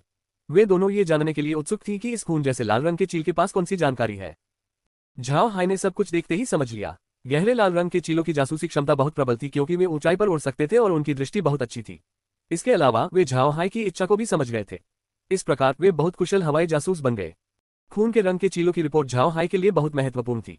ऐसा इसलिए था क्योंकि उनके द्वारा लाई गई जानकारी से पता चला कि 2 पशु जाति जनजातियां आपस में लड़ रही थीं। एक तरफ मवेशी सिर वाली जाति थी जबकि दूसरी तरफ सियार जनजाति थी। तो झाओ हाई ने माथे पर शिकन डाली। उसे समझ नहीं आ रहा था कि इस स्थिति में हमला करना चाहिए या नहीं। अगर कोई इंसान जानवरों के बीच की लड़ाई में बेवजह दखल देता है तो यह अच्छा नहीं होगा। लॉरा और बाकी लोग भी खून जैसे लाल रंग के चीलों द्वारा दी गई जानकारी को समझ गए थे।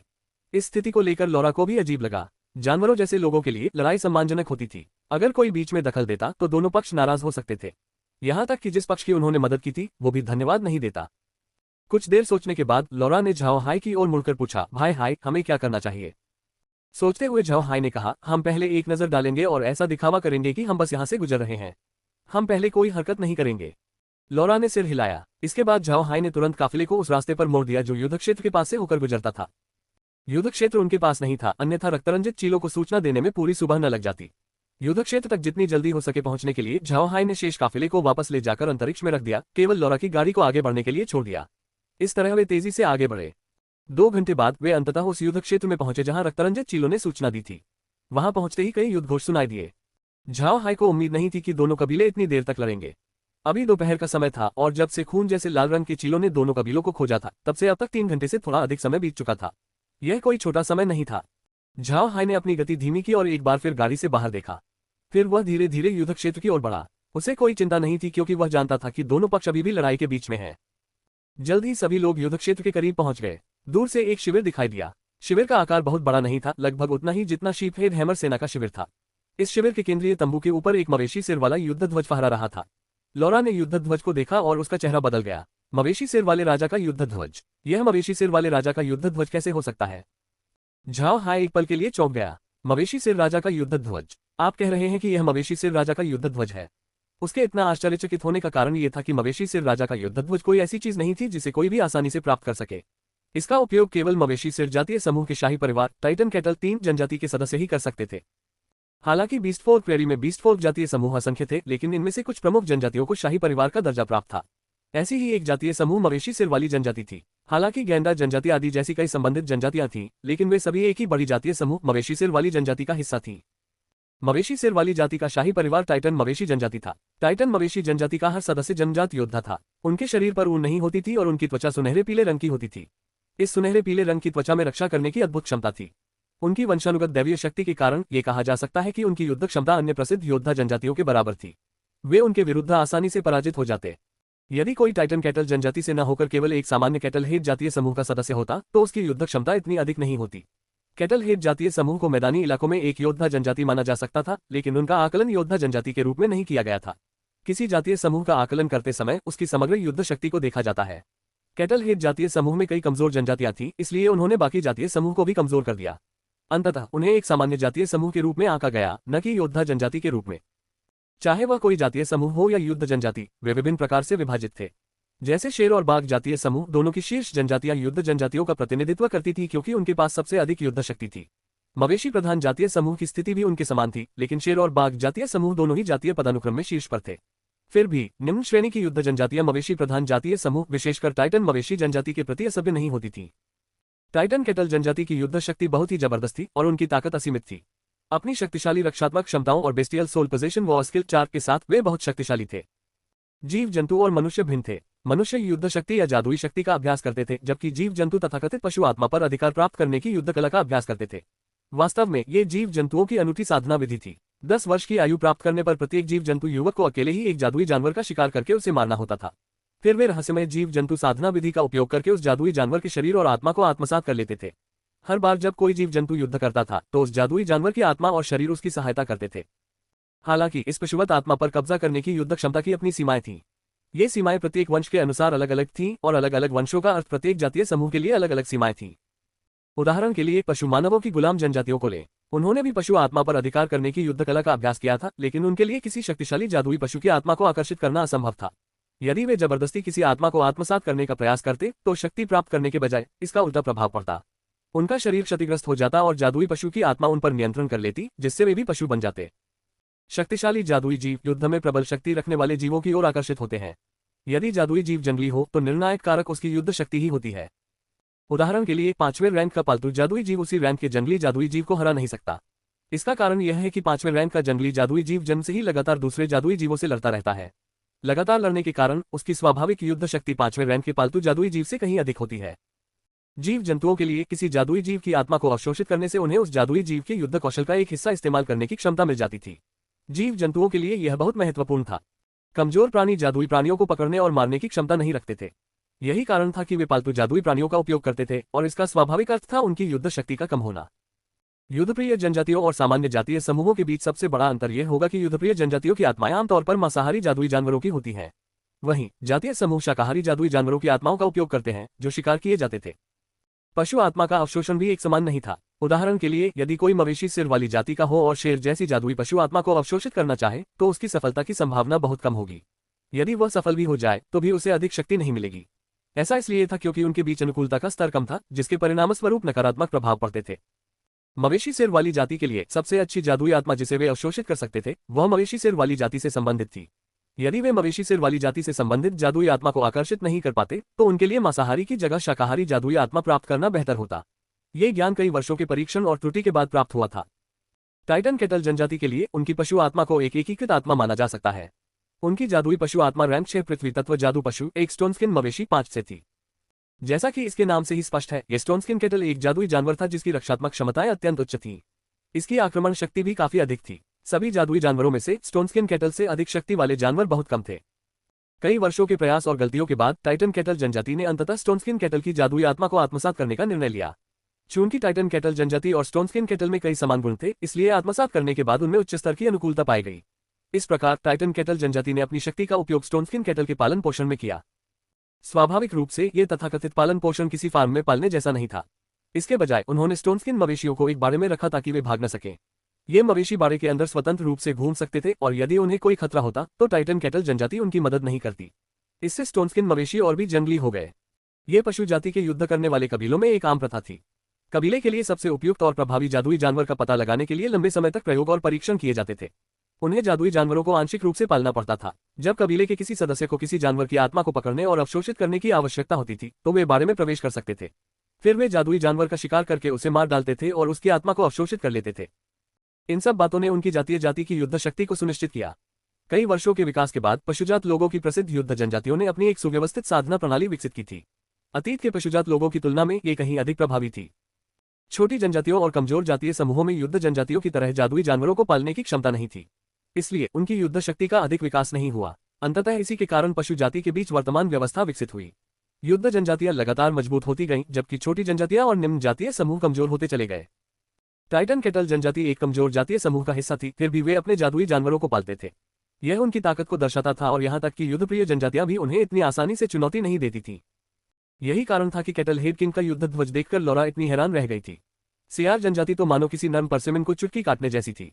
टाइटन केटल जनजाति जैसी शक्तिशाली जनजाति को उकसाने और अचानक हमला करने की उन्होंने कोशिश क्यों की? और टाइटन केटल जनजाति इस इलाके में क्यों थी? यह इलाका आयरन वॉल किले के काफी करीब था। बीस्टफॉल प्रेरी के भीतर इसे सीमावर्ती क्षेत्र माना जा सकता है। जनजाति को यहाँ नहीं होना चाहिए था। झाओ हाय और लौरा दोनों ही मवेशी सिर राजा के युद्ध ध्वज को देख रहे थे और दोनों ही अवाक थे। जब उन्होंने यहाँ युद्ध ध्वज देखा तो उन्हें डर था कि मामला आसान नहीं होगा। इस बार उनकी साधारण सी जीत का अंजाम उनके लिए अनजाना सा था। टाइटन मवेशी जनजाति यहाँ मौजूद थी, फिर भी वे बहादुरी से आगे बढ़ाए थे। उन्हें डर था कि टाइटन मवेशी जनजाति सियार जनजाति का सफाया कर देगी और गवाहों को चुप करा देगी। अध्याय 240 पैगंबर 1। लौरा ने गहरी सांस ली और शिविर के ऊपर फहराए जा रहे युद्ध ध्वज का ध्यानपूर्वक निरीक्षण किया। ये सचमुच मवेशी सिर वाले राजा का युद्ध ध्वज था। लौरा ने झाओ हाय की ओर मुड़कर कहा, भाई हाय, ये सचमुच मवेशी सिर वाले राजा का युद्ध ध्वज है। हमें क्या करना चाहिए? झाओ हाय ने भौहें चढ़ाई। उसे इस बात पर संदेह था, सियार जनजाति अचानक टाइटन मवेशी जनजाति पर हमला क्यों करेगी? झाओ हाय को यह अजीब लगा। समस्या ये थी कि वह निश्चित रूप से यह नहीं कह सकता था कि वास्तव में इसमें अजीब क्या था। उसने युद्ध क्षेत्र की ओर देखा और आह भरी। अब कुछ और करना व्यर्थ है। अब जब हम युद्ध क्षेत्र के करीब हैं तो उन्हें हमें देख लेना चाहिए था। अब हम बस आगे बढ़ सकते हैं। लौरा ने भी युद्ध क्षेत्र का जायजा लिया। उसने देखा कि वे पहले ही लोगों की नजर में आ चुके थे। इस समय पीछे हटना बहुत देर हो चुकी होगी। उन्हें दूसरे पक्ष से किसी तरह की परेशानी होने का डर नहीं था। यह मत भूलिए कि उन्होंने अपने रथ के ऊपर बड़े पेट वाले सुआ कबीले का मित्रता युद्ध ध्वज फहरा रखा था। अगर वे भाग जाते तो स्पीयर को काफी मुसीबत का सामना करना पड़ता। आखिर इस दुनिया में कोई भी चीज अभेद्य दीवार नहीं होती। चाहे वह टाइटन मवेशी कबीला हो या सियार कबीला, स्पीयर दोनों कबीलों का मुकाबला नहीं कर सकता था। झाओ हाय का काफिला धीरे धीरे युद्ध क्षेत्र की ओर बढ़ा। उनकी प्रतिक्रिया वर्तमान में लड़ रहे पक्षों के विपरीत थी। फिलहाल सियार कबीला आक्रामक था, जबकि टाइटन केटल कबीला रक्षात्मक स्थिति में था। सियार जनजाति ने 2000 सदस्यों को जुटाया था, जबकि टाइटन केटल जनजाति के शिविर में केवल कुछ 100 सदस्य ही थे। टाइटन केटल जनजाति की रक्षा करने वाले सदस्यों की संख्या मात्र 300 थी, फिर भी वे सभी कुशल योद्धा थे। उनमें से प्रत्येक चमड़े का कवच पहने हुए था और उनके पास 2 धारी भारी कुल्हाड़ियां थीं। वे किसी भी वाहन पर सवार नहीं थे क्योंकि उनके वाहन शिविर में ही रखे हुए थे। उनके वाहन लगभग 3 मीटर ऊंचे मिट्टी जैसे पीले रंग के बैल थे। इन बैलों के शरीर पर पतले मुलायम बाल थे और वे बेहद शक्तिशाली दिखते थे। उनकी मांसपेशियां सुगठित थीं और उनके लगभग 1 मीटर लंबे नुकीले सींग थे। उनके मोटे खुर जमीन पर बेतहाशा रगड़ते हुए ऐसा प्रतीत होता था मानो वे युद्ध में शामिल होना चाहते हों। इसके अलावा झाओ हाय को यह भी समझ में आ गया कि उन्हें टाइटन केटल जनजाति क्यों कहा जाता था। टाइटन केटल जनजाति के सदस्यों की ऊंचाई लगभग 2.5 मीटर थी और उनकी मांसपेशियां किसी शीर्ष बॉडी बिल्डर के बराबर थीं। अगर वे पृथ्वी पर जाकर बॉडी बिल्डिंग प्रतियोगिता में भाग लेते तो श्वार्ज़नेगर 2 को भी पीछे हटना पड़ता। उनकी त्वचा सुनहरे पीले